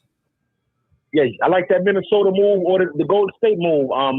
Obviously, I heard news that the Wizards wasn't going to get rid of AD, so I guess that's scratched. The super team he was trying to build in Golden State, who knows? Hey, it's quiet. Nobody knows. LeBron ain't hitting nothing. Rich Paul's not hitting nothing. So we all in purgatory wondering what's going to happen. Because there's nothing really there. They want you to believe that all these teams want LeBron and everybody's out for LeBron. There's nothing really there, man. He fake it. There's some teams out there that want LeBron. Unfortunately, we don't know that. Trust me, there's teams that Golden State want him. I'm not saying no team. That's not what I'm saying. I'm saying it's not the way they're trying to frame it. That's what I'm saying. You need to go with some young guns. That'll be a perfect fit. For what? So he can be rolling up and down the court in his wheelchair? He can't play with no young guns. He has to play with a slow team. He can't play with a team that's going to get out there. He can play limited minutes when they with him and Melo and Ant Davis and the three. Who's the three they got? I was my young stud named that's small forward for the Wolves. He played really well for the Wolves. The defensive stopper for the Wolves. I'm not saying, but I bet the favorite Golden State or San Antonio. As far as LeBron leaving the Lakers, hey man, we saw the writing on the wall. The writing on the wall was when they traded AD without his consent. Allegedly, he didn't know what was going on behind closed doors. You know, I guess he felt slighted. That was the beginning of the end. And the beginning of the end. And when they got Luka, that was it. That was a telltale sign. You out your way out the door. We sick of you and your son. The new owner's not kissing his butt like Jeannie busting them wells. Mm-hmm. You know what I mean? So, hey, man, like I say, man, that's messed up how the Lakers did the Alpha and Omega, man. He brought the Lakers back to relevancy, man. I don't care, man. The Lakers was trash for LeBron James. He deserved more. How can I say? His cachet deserved more respect than how they, how could I say, not wanting them back. Because we all know they don't want them back since Luka got there. What was the Lakers' record in 2019? The Lakers will be hurt without. I'm telling you. Hold on, Steve. The Lakers, they're going. How could I say? They're gonna hurt next year without LeBron. And they underestimating this. It looked like the Lakers got a. How could I say this? With humor. Look, the whitest Lakers team I ever saw in my life with Tim Silent Kessler. They're big three, all white. Yeah, when they was in Minneapolis, it looked like that. But here's the thing, though, Bruce. Need more like you. How are you? What was they supposed to do, though, man? LeBron wanted the bag. They can't give him the bag and compete. True. The bag it just didn't work out. They can't. Like, LeBron wanted the bag. He felt like he deserved the bag, and so did his agent. So the Lakers was like, we can't give you the bag, dog. We got to go build this team around Luka. We got Luka, and you know, it's the only way it's gonna be able to work. We got to go all in on Luka. We can't do both timelines. You're right, Mr. Mill. You're absolutely right. But like, let's see, man. I guarantee you this: the Lakers will be last in defense next year. Because can't nobody guard nobody on perimeter. Is there anything lower than last? Because I think that's probably where they'll be at. Hey, check this out. Hey. But LeBron and Clutch Sports was very, very smart. They made sure they signed Brownie. They signed Brownie before he left. You know what I think So- that has to do with? Because I don't Yeah. think he's going to be there. There's no minutes for him. I Okay, think got that makes it easier to trade him to wherever LeBron ends up. Okay, remember Atlanta's playing. Hey, man, watch out for LeBron in Minnesota, though. I'm just saying, don't be surprised. We don't know yet. It's up in the air. When ain't no hits floating. We don't know what's going on. I mean, that's true, but I can't see him running with Melo and Ant-Man. But you know, okay. I'll hit you back, bro. All right, man. Good call from Bruce. Caller from Chicago. I saw you. If you were trying to get in just now, go ahead, call us back. All right. Nino, what up? What up? Man, y'all crazy. Hey, Bruce, What up? man, I think it was a mutual decision. I don't, but go ahead. Unless you think now, we can't have it both ways. Do you think that he's going to try to win a ring, or you think that he wants the cash? I think it was either or. He had to pick. So you can't say he went to go win a ring and then say he want to stay in LA. So that just ain't gonna happen. So here's my thing. That's a great point, Nino, and you're 100% right. If he wants to go win a ring, which is fine, that would be fine. But he told us that ring culture is weird, right? He told us that. Am I making that up? So then the weirdest thing would be chasing a championship. Correct. So No, y'all don't know what ring. See, y'all gotta stop with the youth vocabulary. Y'all don't know what it means, like a bag. Y'all be saying what y'all think stuff's supposed to mean. Okay, talk to which me. would make sense what it means. Ring culture is saying Draymond Green think he better than Kenya Barton. That's ring, because I got these rings and I played this part. That's ring Sir, culture. you just did what you accused us of. That's what I thought. Look. So How okay, do I do that? guys. You just made up something. I never heard that in my life. No. Nino is right in what he's saying. He's right in how he's Yeah, breaking. but it nobody down. ever. Where's that rule from? That's what it means. You just said that. That's what the youth say that. That's what y'all think they bring up something. Tall Buster ain't one, and we don't listen to Tall Buster. What y'all think that's ring culture? That's what Yeah. they saying. Yeah. So okay, so if rings don't matter, then why is LeBron still out here supposedly chasing Oh it? my God, that don't mean rings don't matter. You don't want to win a ring. Well, he's got 4 already, right? That means it's context to rings. Okay, all right. Oh, That's what rings so do. just to clarify, not all rings are the same. Is that right, Nino? Huh? You said there's context to rings, right? And what value would a ring have if he was the third or fourth best player on the team? There you go. Yeah, hold on, yeah. So if he win a ring, that's what. See, I'm a real basketball fan. If We he know win a you are. ring and he's a third player, that's not the same as him being a number one option in Miami. Now he can still play a big role, but from Miami to even when he was in LA, he was the leader of the team, ran the team. Now he had some top dogs. He was the second best player on his championship team. You know what? I got a good spot for him. Why not go to Philly and be their power forward? That's where I was going with it, Mel. But only thing I was saying about Philly, that's what I was gonna say. He should go if they get a backup center for Embiid, because we know he ain't gonna be there. Everything else is in place. Right. But you gotta have something for Embiid, because you know he just ain't. Yeah, do he got the knees y'all be talking about, like the stuff that go out and he can't be fixed? Do he got that? I think so. Yeah. His body, it's just not working. Yeah, and he's always on the damn ground. That ain't helping either. You know, every time you fall down, you got to get that 7'2" frame back up again. That's no joke. Right. So besides Golden State, City, that's the sleeper since they got Brown. Because I really thought Cleveland should try to get Brown and Brun, but they would have had to keep Harden. So I don't like that. Philly, I'm with Mel. Philly. As far as the Lakers go, he had to leave LA. They got you committed money to two people that just can't play defense. You'd have paid Brun, that'll be 3. Mm-hmm. No Bro, doubt, no if doubt. you would have wanted to go play with your son, but you ain't winning. So I think they had to make a decision. What we doing here? And they make sense for everybody. Get out of there. They should have been did that, but anyway. Oh, go on, man. Okay. Sneak, keep him in line, Sneak. You know Bruce. Why it got to be all that? Why it got to be all that? I got you, Nino. I got you, bro. Keep him in line. All right, Bruce. All right, brother.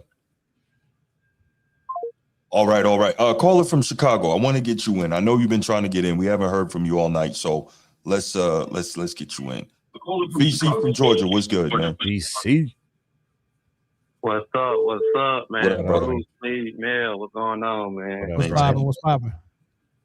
So, look, man, in my opinion, every time he started in Cleveland, he leave him, he go back. Then he leave him, just go ahead and go back home. And I heard he got a documentary on the way, so let's just go ahead, do it. You the kid BC, from Akron. he's from Akron, bro. He ain't from Cleveland. Just thought I'd throw that out there, bro. We know man, that's all Cleveland to me, man. That ain't my nigga. Oh boy, here we go. Hey, man, He's a kid from Akron. He ain't a kid from Cleveland, bro. We know he's not a kid from Cleveland, Sneed, but yeah. Yeah, to go ahead and end it over there. My thing with LeBron, man. Hey, if you're a real Lakers fan, I think you should be happy, man. You ain't got to deal with all them dudes coming in telling you that your team wasn't relevant until he got there. Like you wasn't playing primetime games when you had Lou Will and D'Angelo Russell on the team. So, man, I don't know, bro. Like, I think he really needs to just go to Cleveland, man, and just end it off right there, man. I ain't. Anything you do, it don't change what I think of you, LeBron. You know, you were all-time great. I just don't see you as the greatest player of all time. That's it. That's all I got to say. There you go. Appreciate the call, brother. Thank you. Sir. All right. Caller from Chicago. What's good, man? Who's this? What's going on? This is George. I just want to say that I really have no hard feelings about LeBron, but people just not telling the truth about the individual. Number one, the bubble ship. If it wasn't for Rondo and AD, they wouldn't have won that. Let's tell the truth about that. Number two, when Darvin Ham asked him to play less so they can try to win, what did he do? He disagreed and went against the coach. Number three, the Lakers could have never gave him a no-trade clause because then he's got them held hostage. They couldn't get out of it. They wouldn't try to get all the players that he wanted. Twice, 3 times, and still failed. So now his time is done in LA. Wherever he goes, it's not going to help because if anybody paid attention, in the third and fourth quarters, LeBron is out of gas. That's my call. I got you, man. I appreciate the call, George. Thank you, brother. Thanks, George. Appreciate you. We're gonna hijack the stream real quick to do a geography lesson. Okay, so the capital city of Ohio is Columbus. Christ. It is centered in the state. In the northwest, you have Toledo. Southwest, you have Cincinnati. Here's Northeast Ohio, where Cleveland is. Oh my goodness, look at Cleveland and all of its little, connected suburbs here. Oh, would you look at that? 50 miles south in a different county. So that's about an hour away, right? That's about an hour away, right? You have Akron, Ohio, which is a totally different city than Cleveland, Ohio. Steve, you're talking as if we're not aware of this. No, you're obviously not aware of this because we're obviously aware of this. You keep implying he needs to go home. Well, where is home? He's going home to Ohio and home to his home NBA team. Hold up, bro. No. We're gonna play this game. No, we're gonna play. We're not gonna play this game. Yes, right? we are gonna play this game. Where are you from, bro? North Carolina, right? Where are you from? No, hold on, Steve. Yeah. Goldsboro. Where are you from, Doc? Raleigh. Hold on. Let's say you're born in the top of the Bronx, right? Who's your home team? The Knicks. So if you go home, you're going home to New York, right? To New York City. If you're from Long Island, your home team is the Knicks. You could be on the edge of Long Island, but if you get drafted by or traded to the Knicks, you're going home to play for the Knicks. Come on, man. Don't do that. Bro, don't do that. He said 20 years ago, I'm not from Cleveland. I'm from Akron. we understand. You're taking this personally because you're a Cleveland guy, but you're not. Let him cook. Let him cook. You gotta let him cook, man. You know what? I'm gonna let Bruce cook his damn self. Is what I'm gonna let him do. This is too easy. Like that's his home too team. Easy. That's why when Bruce, you are so wrong. You can't even admit it. Sneed, it's not about being wrong. Okay, I just gave you an example. You can be from Long Island, which is not Manhattan. But if you get drafted by the hold on. At the start of his career. Sneed, hold on. Akron is home. Sneed, I'm not from Cleveland. Sneed, you're not listening. His favorite team is the New York Yankees, the Dallas Cowboys. You're arguing just to argue, bro. If you're from Long Island, which is not Manhattan, it's not New York City, and you get drafted or traded to the Knicks, you're going home to play. It's a different county. You know what, Bruce? I wasn't going to say anything. I wasn't going to say anything. Hold on. But you know what? Your hat sucks, bro. Your hat is terrible. I like it. When Steph Marbury got traded to play when he went to play for the Knicks, right? He went home. Steph Marbury's not from Manhattan. Steph Marbury's from Brooklyn, which is Kings County, a different county. That was your argument, right? But he went home to play for the Knicks. You're not understanding the connotation. The Cavs ain't home. Hold on. People aren't saying he's from Cleveland, but Cleveland is his home team. Why are you saying that? That's a lie. So who's the home team? Okay, cool. You a damn lie, bro. Okay, Steve, who's the home team if you're from Akron? Who is your home NBA team if you're from Akron? I don't care who his home team is. It ain't Cleveland Cavaliers, bro. Who's the home team if you're from Akron? 50 miles away. It's irrelevant. His favorite team is the Yankees. His favorite team is the. You're arguing just to argue. Hold on. I your point using your same argument. Bruce, I think he got a point. What he's saying is LeBron didn't grow up rooting for Cleveland. That wasn't home for him. That was home for Sneed. Did you grow up rooting for Cleveland? Exactly. Sneed? Right. So exactly. Yeah. So I mean, he's making that distinction. That's not his home. No, listen. You're not. I don't think you're following what I'm saying. Okay, that's why I made the analogy of Steph Marbury going home to play for the Knicks. But Marbury rooted for the Knicks, though. He grew up having reverence for the Knicks, though. Sneed just said same county. That was his argument, right? It was a different county. Brooklyn is not in the same county as the New York Knicks and Madison Square Garden. But if he went, even if he was from Long Island, right? When Dr. J went to play for the Nets, right? The New York Nets, right? He went home, right?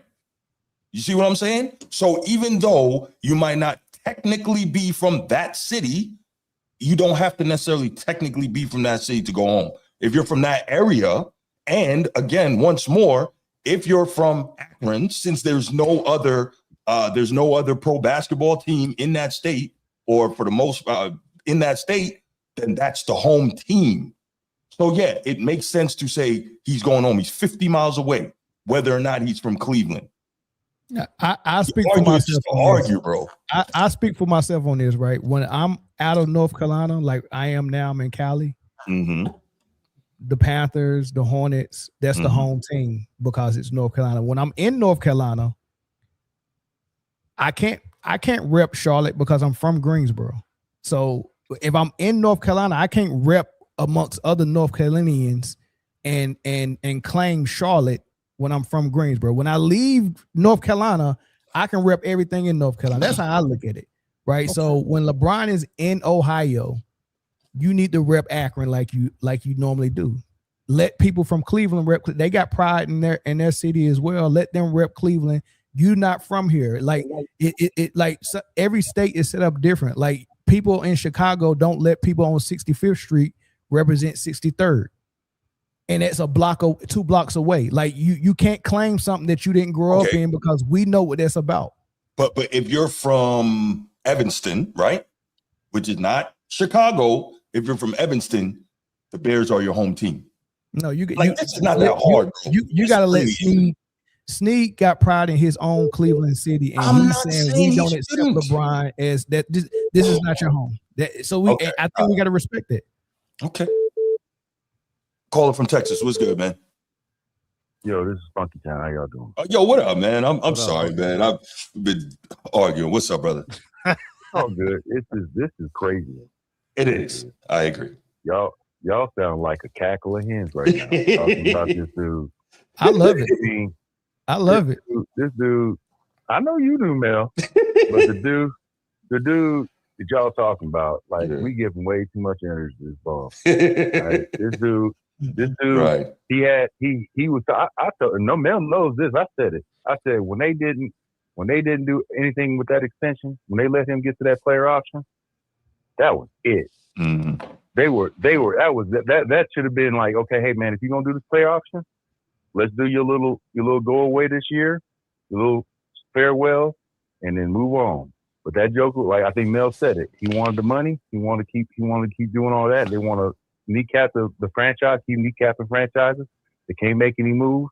You act like you want to be competitive, but you keep doing all this other uncompetitive stuff because you're old. You don't play defense, and you only want to give energy on one way. So I'm wondering when people talk about him playing power forward, like what are you smoking? It's even as soft as the NBA is right now, him playing power forward and having to get down on the block is crazy talk. So Funky Town, can I push back on you for a second? Pause with that. Yeah. Okay. So I think that's actually fair because you sound like an older gentleman. You're probably around my age group, right? So I think that's actually fair because if you remember, power forwards when we were coming up, when we were watching ball, were totally different. Power forwards aren't power forwards like they used to be. So there's actually now. Right. So I think there's less actual you have to move. Somewhat. You got to move. Well, you know, move but from these the teams block to out to the line. But these teams are going to hide LeBron, and they're gonna make sure the perimeter defenders do all that moving. And who got time to try to win a championship, and you still having to babysit a geriatric player? Listen, I'm with you. I'm with you. I was just pushing back a little bit on you saying like, you know, at the like 4 he would have to defend the whether block. or not Cleveland is his home team or not, knowing damn well that's who drafted him. That's the damn home team. But, he been going back to home best. Who drafts you is now your home team? No, that's what now? Oh, man, who drafts you is now your home team? They went up there and rigged the lottery to make sure that Cleveland got him in 2003. Let's not play this game. Please no. And I didn't say anything about how he was drafted.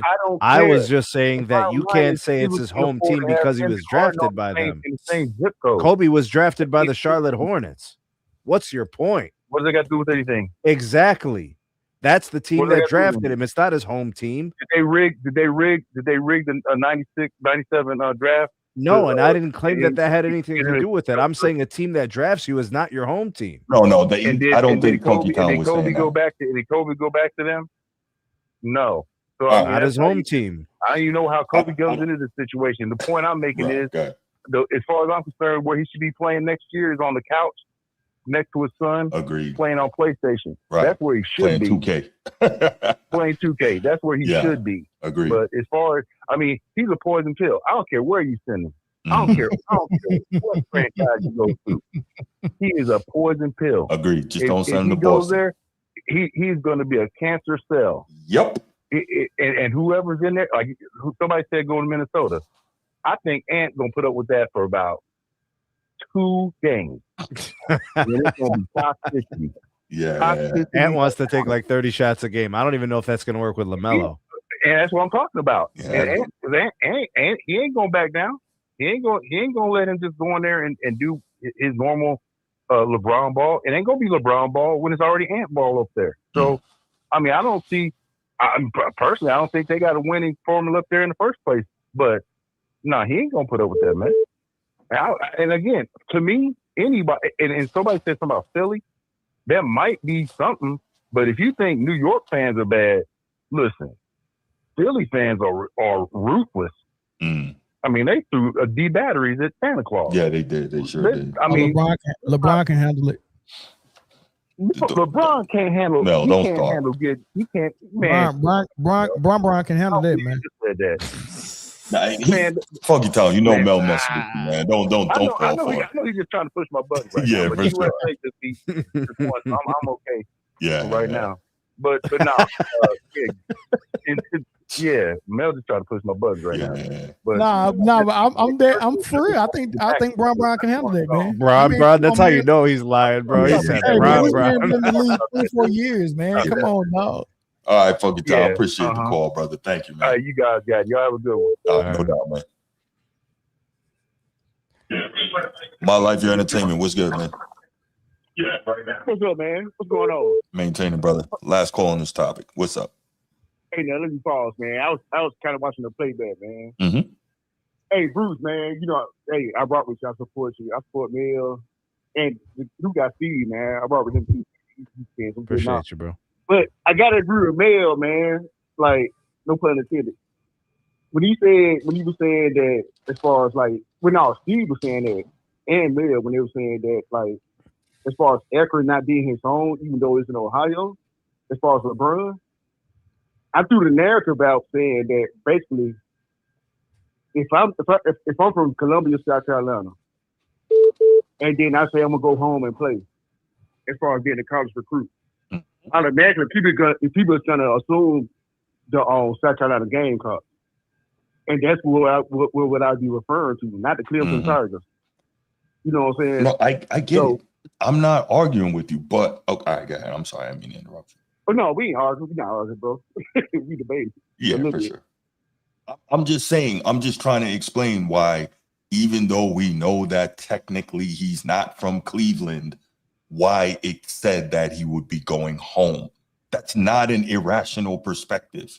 Now, if you're from Cleveland and you want to take that personally, so you know my name is Steve, and you keep calling me Sanford.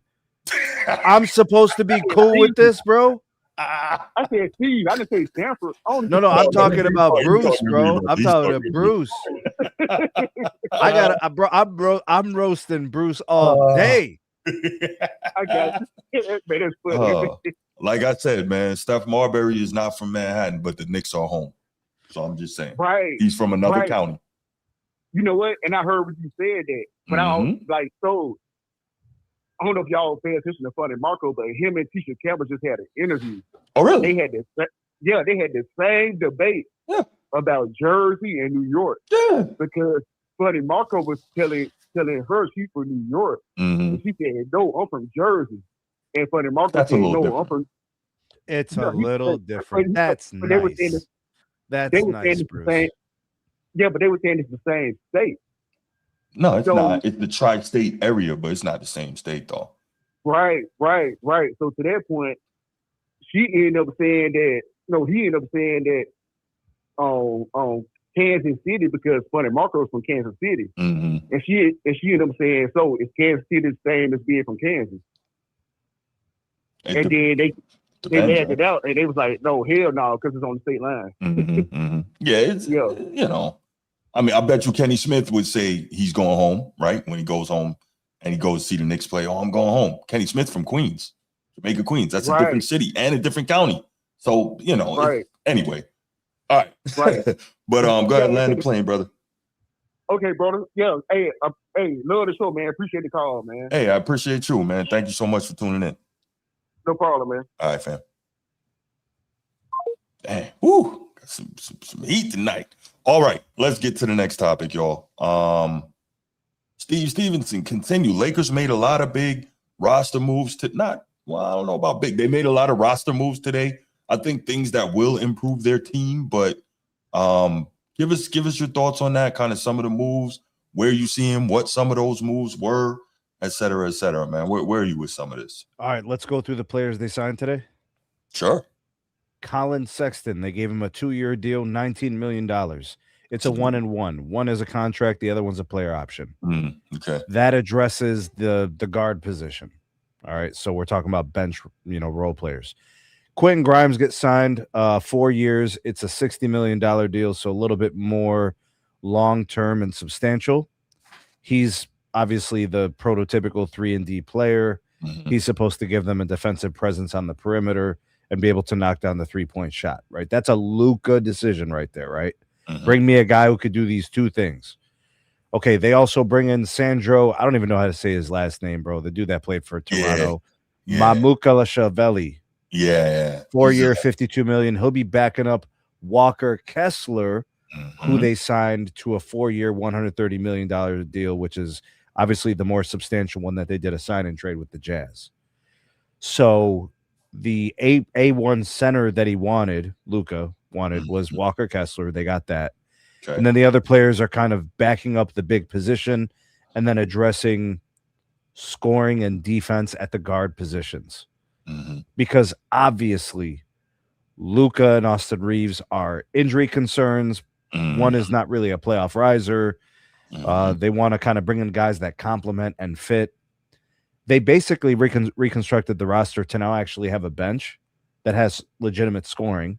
The problem is they're not going to be strong on the perimeter and defense.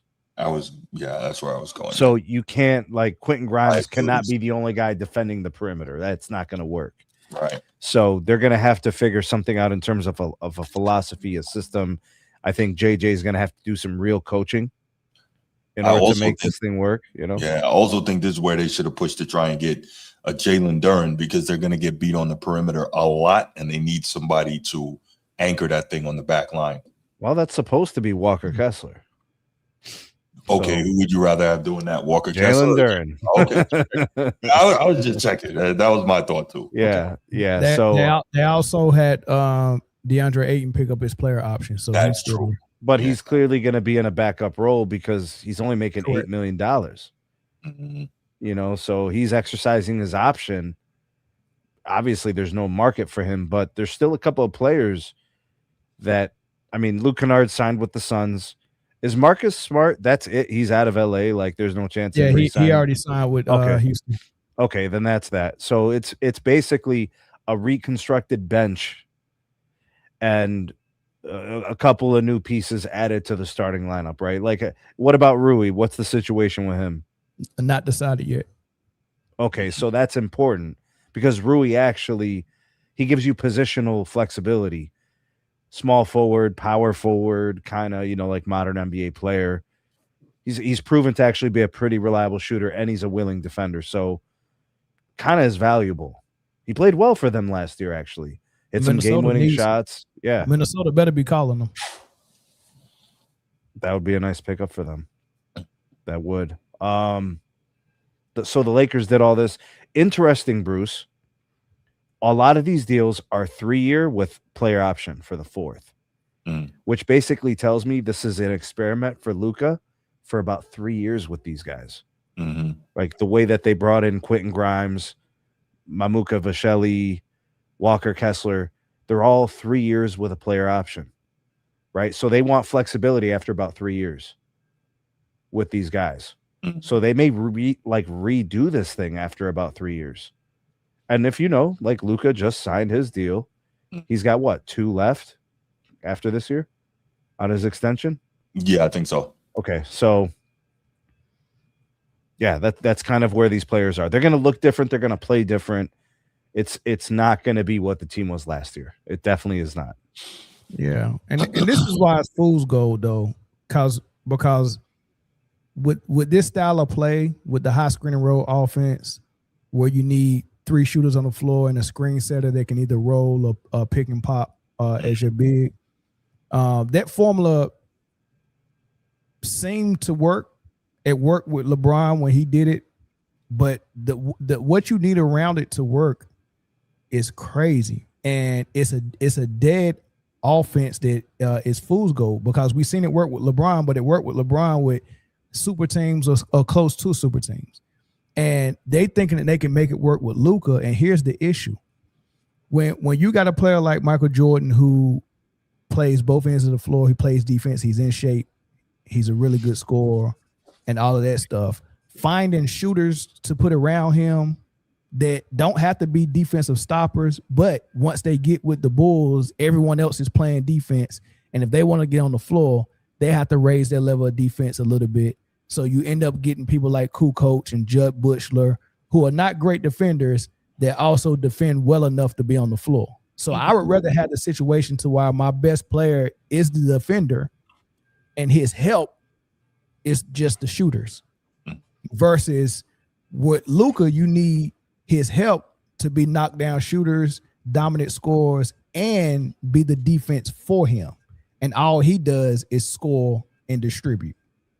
That's a horrible formula that they're trying to get to work.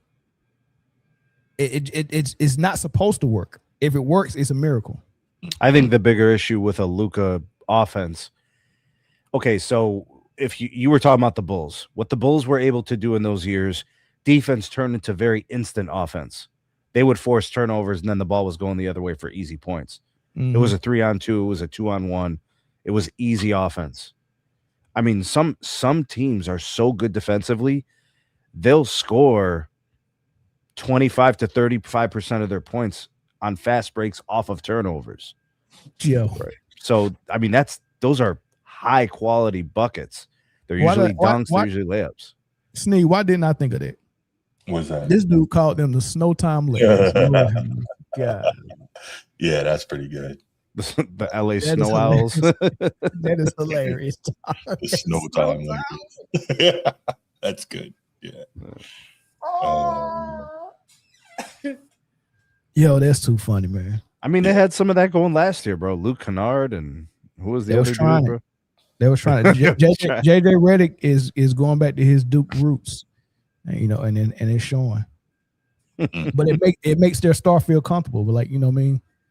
It was hard. It was hard for Luka to lead some of them dudes in Dallas when it was JaVale McGee, Theo Pence, and all those guys over there. I don't even know who Theo Pence is. Really? Theo Pence and North Carolina Tar Heel. It wasn't hard for Bird to lead his teams. Who? Bird. He was a white guy. Sure, he's a real leader, but still, man, they was having team meetings left and right, and some of that stuff leaked with some of the Dallas media members, where they were sitting in the freaking meetings telling him, "I don't like playing with you. I don't like playing in this offense." It was bad for Luka, and I think he don't want to get in a situation where he needs more subservient guys, and I think, what the problem is, Mill? Yeah, he never won it. There's no proof that it works with him. So those players are like, bro, I can't shine like this. Yeah. Right. You throwing me grenades with 2 seconds, 3 seconds. I can't do nothing with this. Yeah. Yeah, but he needs more betas to buy into that. Alphas won't buy into that because unless you get them in a situation where you got Kyrie and it's like no other team would take a chance on you because Brooklyn damaged your name so much, and you get Kyrie in there and he's like, "Hey man, thanks for giving me a chance and giving me a contract. I do whatever you want." But that's the only way you get an alpha in there with Luka. Other than that, you need betas or people who like love him enough to be his really good friend, like Austin Reeves, and that's what LeBron was doing as well. Like when he go get an alpha, is usually one of his best friends or a Clutch Sports client. Wow. You know what I mean? But other than that, betas have to be on that squad to buy into that, because betas are only people who will be okay with sitting in the corner watching you dribble the air out of the ball and then come down and play defense for you. I had never heard nobody say this. This on the screen. I didn't hear nobody say that. I'm surprised this comes from World Breaker. That's a shocker. And we know how this guy gets down. That's a shock. Yeah. First I heard of that. Yeah. First of all, World Breaker better not be a Celtics fan. Nah, we get him up out of there. Nah. Well, I might live under a rock, but I ain't smoking it, bro. Chill. Nah, nobody that has no respect for history can respect the Celtics. I know that. They call it their Ready Rock, Sneak. Just saying. All right, let's go ahead. We'll take a couple calls on this, then we'll get to this final topic and get out of here. This has been a good one. All right, 904-219-8264, 904-219-8264. What do you guys think of the Lakers roster moves? Do you guys think that They have made moves to make them competitive in an ultra competitive Western Conference. Do you think they've just set themselves Of course, back? they could do the same thing. Full-time Lakers. 50 wins, second round exit, Mm-hmm. Luka injured, back hurt, strained calf, hamstring, baby mama. He got to go back to Croatia. Right. It could be more of the same. Austin Reeves, left pinky toe dislocation. You know, it could be more of that, bro. Yeah. Caller from California. Who's this? Hey, my name is Anthony, man. How y'all doing? What's going What up, on, Anthony? Thank you for calling, man. Hey, Mel, I didn't know you. I all this time I thought you was in North Carolina. You in Cali? Yeah, I'm in Cali, homie. But I be in both places. You know, I'm ambidextrous. Okay, I can dig it. But yeah, on the topic, man, I think, you know, the Lakers, it was time to turn the page. I think they did what they could with the time frame they was working with. They kind of got put on the clock. You know, LeBron put him in this position. This is what he always do, by the way. And if he go to Golden State, they're going to find that out too. But as far as the roster go, I think they might be a little too methodical. You know what I'm saying? All these guys have a sort of methodical kind of game, and they don't really have no dynamic athlete. You could call Walker Kessler a rim runner. He could catch a lob, but is he a dynamic athlete? I don't think so. Luka, not a dynamic athlete. Austin, not a dynamic athlete. So I might give us about 48 wins this year, but either way, I'm perfectly fine with going down in order to come up. And that was not an option with the Lakers, with LeBron on the team. And one last thing, a lot of people, when they talk about LeBron leaving, they say, what was the team before he came? This is what they always say. What was he before they came? But now we got 6 years of losing. So you say, okay, Kobe tore his Achilles 2013. You came 2018. That's 5 years. Now we've been losing for 6 years. So somebody explain to me what we've been doing for the last 6 years. So I'm saying it was time to move on. I like what we did with the roster to try to start the Luka era. It's a good step in the right direction. And I'm a rock with them now. They've been my team since I was little. I've been in absentia, but now I'm back, and we're going to see what to do. Hey, Anthony, before you go, I hope really do. I hope you really do like this roster, because this is it.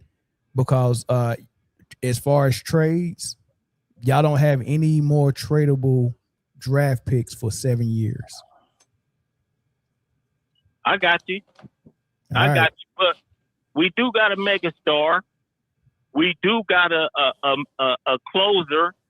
And when you say mega, you mean weight, correct? What'd you say? When you say mega, you mean weight, as in titties? No. Okay. No, he's a mega star now, Mel. I know. Yeah. So, and he's a shot maker of all shot makers. You know what I'm saying? So, and at the end of games, he can make some tough shots. So, are we a 58 win team? No, we not nowhere close to that. 50. But we have started the clock in a new direction. Even if it turns out it's not Luka, people make the assumption that Laker fans we can't deal with no losing. Yes, we can if we moving in the right direction. So how do you like your duo? Like when you rank your duo of Austin Reeves and Luka versus all the other dynamic duos, what do you think they rank? Let's just do the West, because it's too much to do the East. But hold on, let's start with. Hold on, let's start with this. Hold on, I'm gonna be quick. Okay, run me down. SGA and J-Dub. Is Luka and Reeves better than that duo? Absolutely not. Wemby and Castle.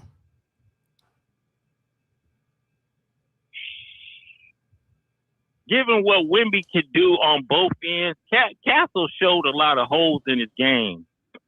So, but the greatness of Wemby defense ain't one of them, though. For me to say they better. So I got to go with Wemby.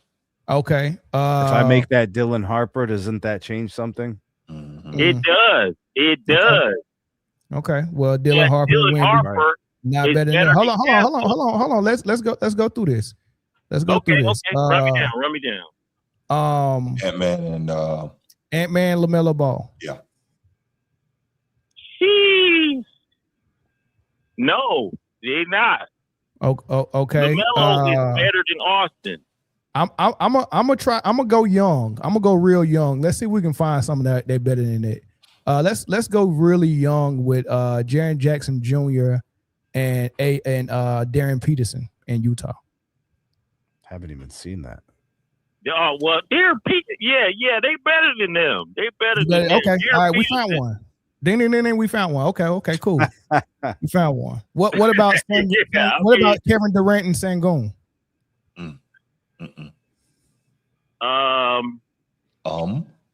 That's tough, man. It's tough. Probably not. If we just talking. Okay, skills, last one. Cooper Flag and Kyrie Irving. I'm gonna say yes on that one. You gonna say yes on that? Okay. And the verdict is y'all ain't going nowhere. Y'all ain't going nowhere. You don't give us 48 wins.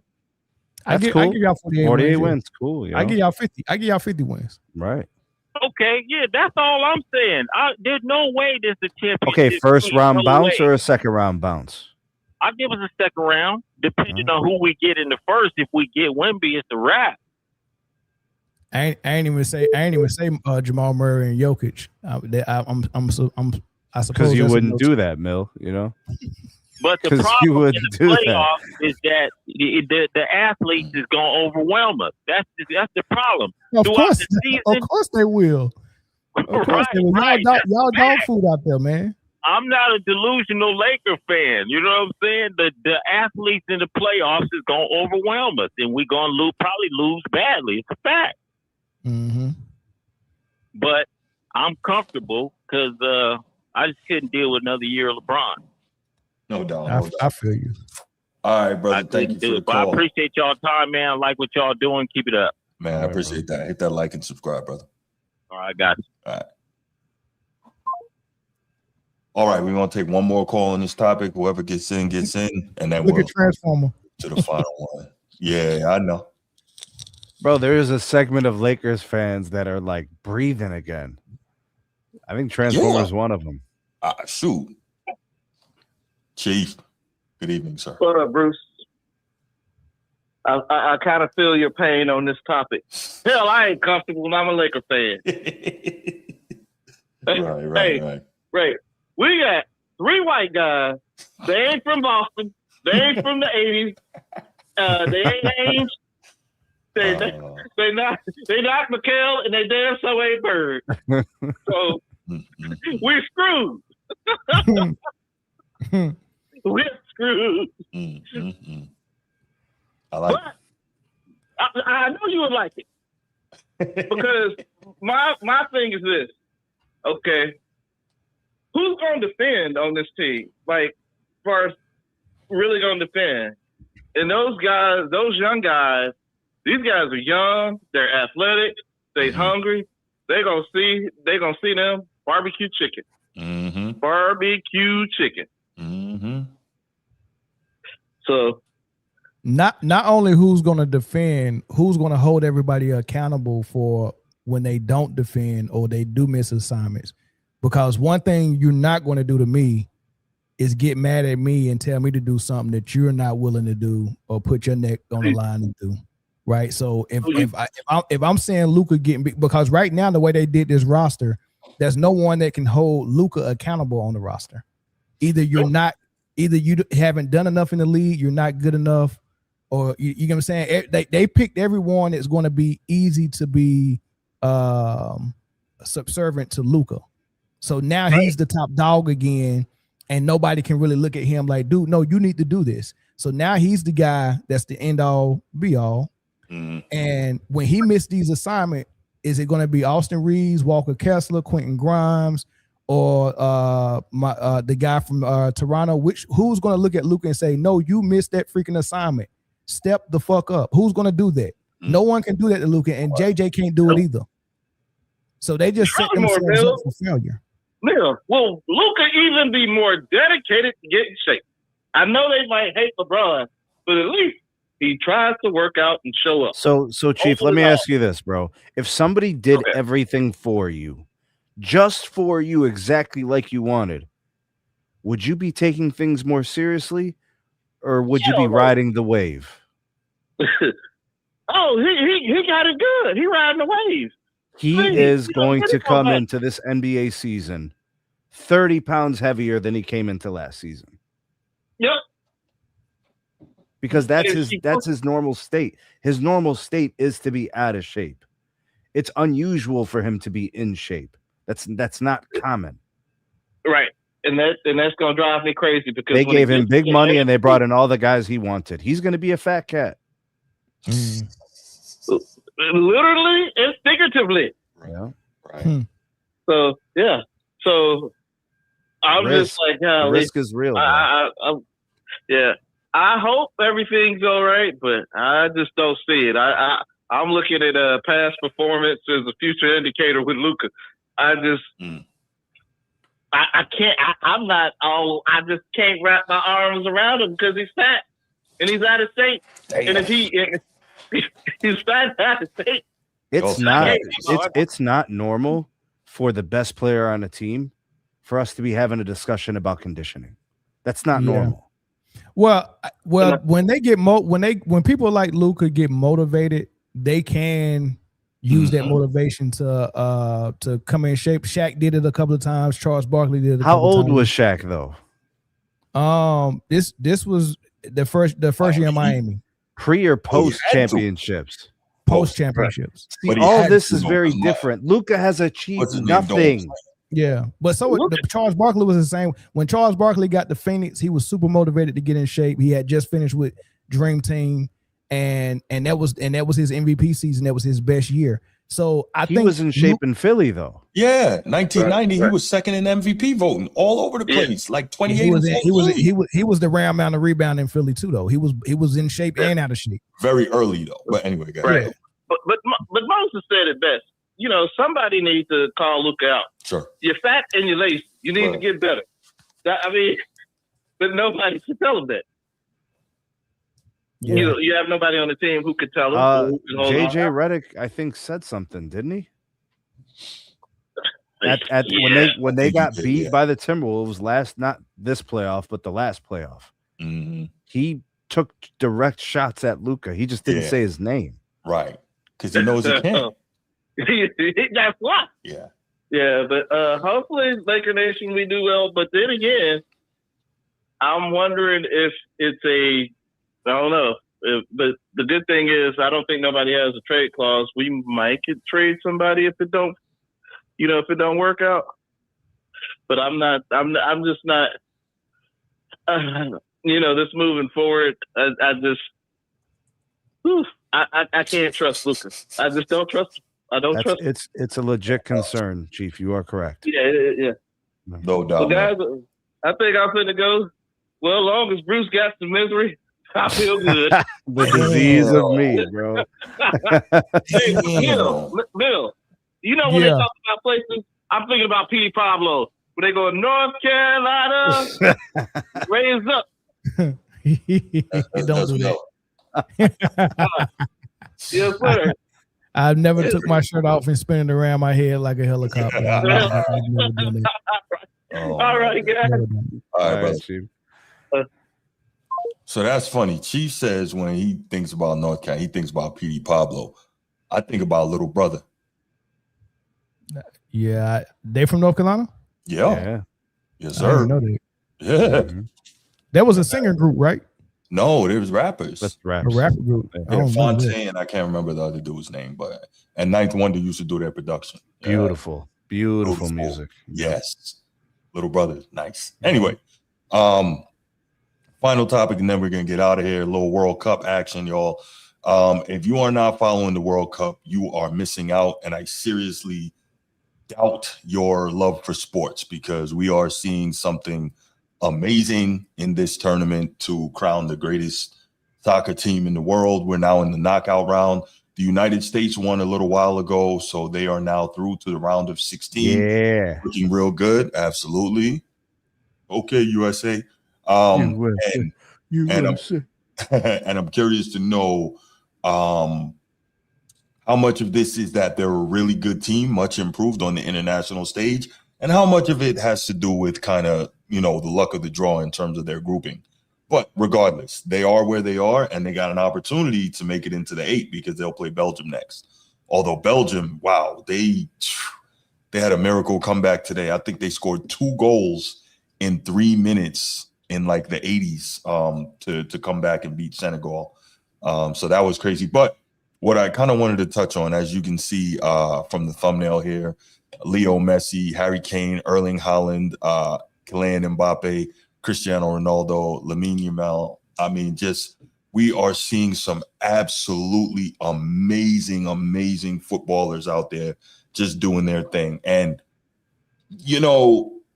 I think that a lot of people would say that Messi is the GOAT, right? If you believe in such things. But Mbappe is a machine. Yeah. This guy has 18 goals in 18 World Cup matches, Sneed. Like, he had another 2. What was that, earlier today? They played Sweden yesterday. He had another 2 goals. Like, Mbappe is just an animal. And then you have on the French squad as well, you have Dembele, the reigning player of the year in the world. Mm-hmm. He's got 4 goals, so he's right behind him. Haaland has 5 goals. It's like these guys are this golden boot race is going to be absurd to see how. And they're all very aware of it, Bruce.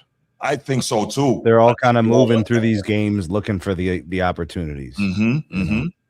So you're seeing just some incredible strikers out there really getting it on and doing their thing. And then you're seeing some incredible team performances. You're seeing in knockout rounds. You're seeing upsets. PKs. That's where I was going next. You're seeing games come down to these PKs. I think we were watching the other night after we went off with Transformer. Man, Morocco, yes. Yeah. And when you see these matches come down to the penalty kicks at the end, it's like you're literally it's one of those things. You're on your freaking. Bro, it's hard to breathe, bro. Like Yes. I mean, we're seeing some amazing things. Mel, have you been watching the World Cup at all? I have not. No. Okay, you're missing out, brother. You're missing out. I haven't stopped. I haven't watched soccer since my kids stopped playing.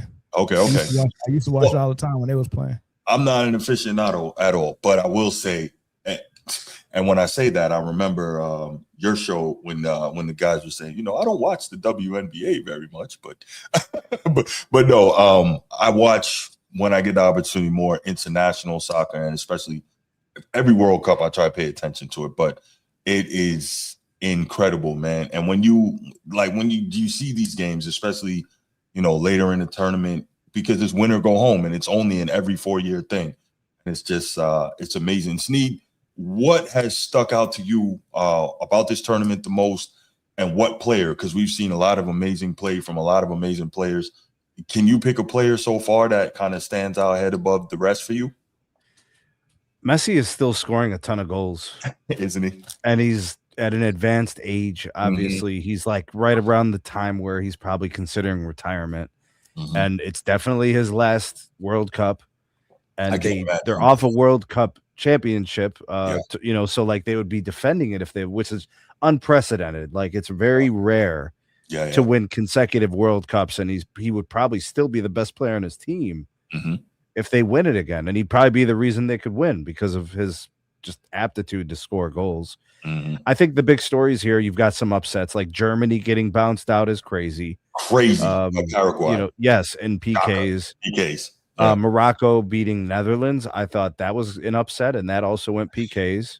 It was an upset, but I guess if you're looking at it and you're saying, well, Morocco went to the semis last time around. Right. Granted, that's 4 years ago, but they've shown that they can advance on this level. But I don't think anyone expected them to beat the Netherlands in this particular draw. I think another really good story is the fact that the USA is kind of hosting. I know it's North America. Yeah, sure. They've got matches in Mexico and Canada. Right. But for the most part, I think it's viewed as an American hosted, platform of matches. So we're playing up to the challenge as well. We've been Yeah. excellent. We've been scoring goals. We've been winning matches. So I think those are good storylines. So obviously Portugal, we're going to see them tomorrow against Croatia. So will another legacy player in Ronaldo be able to take Portugal to the next round? Right. Egypt is a nice story. They'll probably, I think they'll win against Australia. Yeah. But I think the best matches have yet to come. I think this, as the stakes move up and we get through this round of 32, that's and you know, you're gonna have some crazy matchups like Canada, Morocco is gonna be huge. Yeah. You know, it's gonna be France and Paraguay, Brazil, Norway, and Mexico, England. And then the USA is getting matched up with Belgium, who's fresh off a huge win. Right. I think the best games are still to come. Oh, for sure. I mean, think about this. You could have you know, France and Morocco. That could be crazy. I don't know if anybody has enough firepower to beat this buzzsaw that's France, man. Jeez. Well, good. Well, hold on a second. So if I would have told you that Paraguay was going to beat Germany, you would have laughed at me.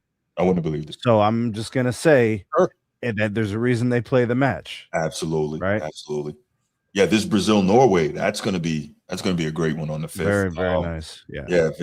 What is it? Vincentius Jr. and Erling Haaland, you know, having a matchup.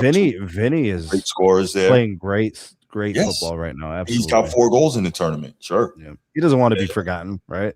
No, these guys' egos are all coming out. Have we noticed? Bro, these guys they're in La Liga scoring, you know, dozens of goals a season, you know.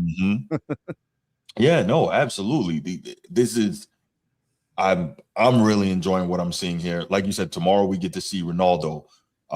We also get to see is it I think it's Modric playing for Croatia. Yeah. We get to see Lamine Yamal. Nice young, exciting player. You have a lot of legacy players, and then you have some of the up and coming rising stars. Yeah. You know what's crazy though? I was reading about this today. I didn't even realize it. Lamine Yamal carried Spain to the freaking Euros at 16 years old. It's 16. You should hear the stories about Ibrahimovic. Oh yeah, he was when they randomly brought him in like the second half of a game, and he scored like 8 goals when he was like 14. Yeah, against professionals. Yeah, it's always those. Zlatan is special. Zlatan plays karate, aka soccer. Right. But no, I think we definitely got some, like you said, great games to come. Mexico, England, that's going to be, I think, a very tactical battle. You got Harry Kane and Jude Bellingham, and then you got Quinones and freaking Romero. You got some guys out there who can go on both sides. Country pride, Bruce, the nationalism aspect of it. Yes. You know, there's a lot on the line there. Yeah, absolutely. We're going to have to, you know what, this weekend we're going to try to get Rocco on and talk a little bit more, because definitely want to hear some of the X's and O's, if you would call it that, breakdown between you two guys. I can't wait to hear that. So, we're trying to line that up. But so far, so good. He said he wants to see France lose. Bro, everybody wants to see France lose. They got so much damn talent over there. Yeah, man. And I think that they haven't necessarily been particularly tested thus far.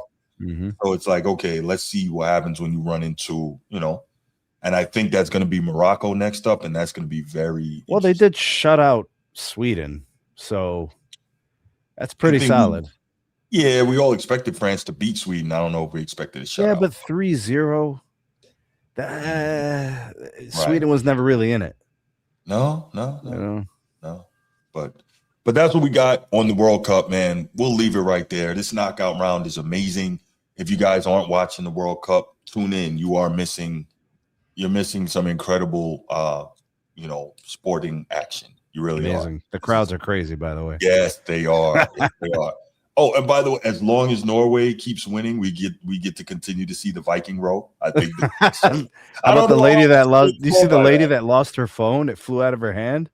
Doing the Viking row? Yeah. No. And then they had it in slow motion. It's just like, and it just goes flying out. Okay, VC is me. I guess he wants to call in on the World Cup. So, we'll take a couple before we get out of here. 904-219-8264, 904-219-8264. Give us your thoughts on the World Cup. what you think of the tournament so far.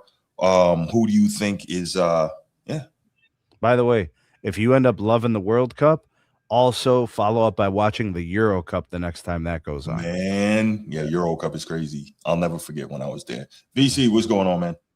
What's going on? What's going on, man? I'll be honest with you, man. So, with me being young, when me being younger, my dad would watch it with my uncles, but I never really got into it. But this year, being, working amongst people who like more so get into that, man. It's been great every time getting a chance to watch it, man. The team, like you were talking about, like what team is standing out, what player. I'd say the team for me, man, DRC, man, Congo. Seeing their story, bro. That was a team. I mean, like during the, I want to say it was the Portugal game, but that's when they got their first point ever. Hearing that every time they went to the cup. I mean, one game I think it was 7-0. So saying that they could score there, they were holding their own against, the European powerhouses. That game, I was actually, I was in Houston during the game when they played Uzbekistan. Nice. So, at first, they was up 1-0. This was like a fan festival. And I'm talking about, man, they scored 3. I'm talking about the whole building, man, getting electric, man. Everyone yelling, go. Man, it's just a great feeling, bro. Yeah. And then, man, today, man, they let me down, man. Hold on a second. Hold on, VC. Hold up. England is a great team. Yeah. That is a great, and I know you're going to say, there was this moment and there was this other time. That's just a hard team to beat. You know how talent loaded they are. Yeah, see, I want to get into that, right? See, I see them in a point in 7 minutes. So I'm like, okay, man, maybe they'll do it. But man, that dude, Harry Kane. Just listen, the same day Congo played Portugal, England played Croatia. And so that was a shootout, man, like 4-2. And then said this dude, Harry Kane, first he get the point with his head. I'm like, okay, man, they tied it up. And then, man, that last game, for him to ice the game, I'm talking about that goalie from Congo, he was sending everything back. Man, he put it, man, Harry Kane put it to where, man, you couldn't even reach it, man. So, I got to tip my hat off to those guys. But, man, this is my first time really watching the soccer, especially the World Cup. But, man, that dude, Harry Kane, man, he's something. Yeah, he's something, bro. Yeah, that's cool, man. I'm glad you're enjoying it. I was never, and I'm still not into soccer per se, but I never really even paid any attention until I was in Europe in the military. And I always tell the story of how 2008, the UEFA, which is like the European national tournament, was in Germany that year. And I don't recollect ever experiencing anything like that. And that's when I realized, like, yo, this is why people all over the world love soccer so much, because it's freaking insane. It's probably like the equivalent of, for people outside the United States, it's like SEC or Big Ten football. You know what I mean? Like, it's wild, it's crazy. The passion, the passion runs so rampant, and it's awesome. Yeah, man. Yeah, I appreciate the call, VC. Thank you, man. Oh yeah, for sure, man. All right, brother. Have a great night. Yeah, man. Definitely enjoying this tournament. Mel, man, as this thing advances, these games getting better and better. You gotta check some of these Stakes out. is high, bro. Stakes is high. Like on the 5th, you're gonna want to watch Brazil and Norway. Yeah. Whew. I might try to get back into it, but man, once I get off something, I don't even know if I got the bandwidth to add another sport. I mean, I'm deep in the WNBA, man. I can't add nothing else, dog. I never get off the couch, bro. I never get off the couch. I hear you, brother. I hear you. But all right, we are going to leave it right there, man. Thank you so much for everybody who tuned in tonight. We really appreciate you. Make sure you give a like and subscribe to the Format Podcast, to SMT Media, as well to Man Down Sports. We know that Mel brought a lot of his people here, so I definitely appreciate that. Just make sure you like, subscribe, hype a video, share the channel, and we out. Peace. Hey, it's the Lakers, man. Everything gonna be all white.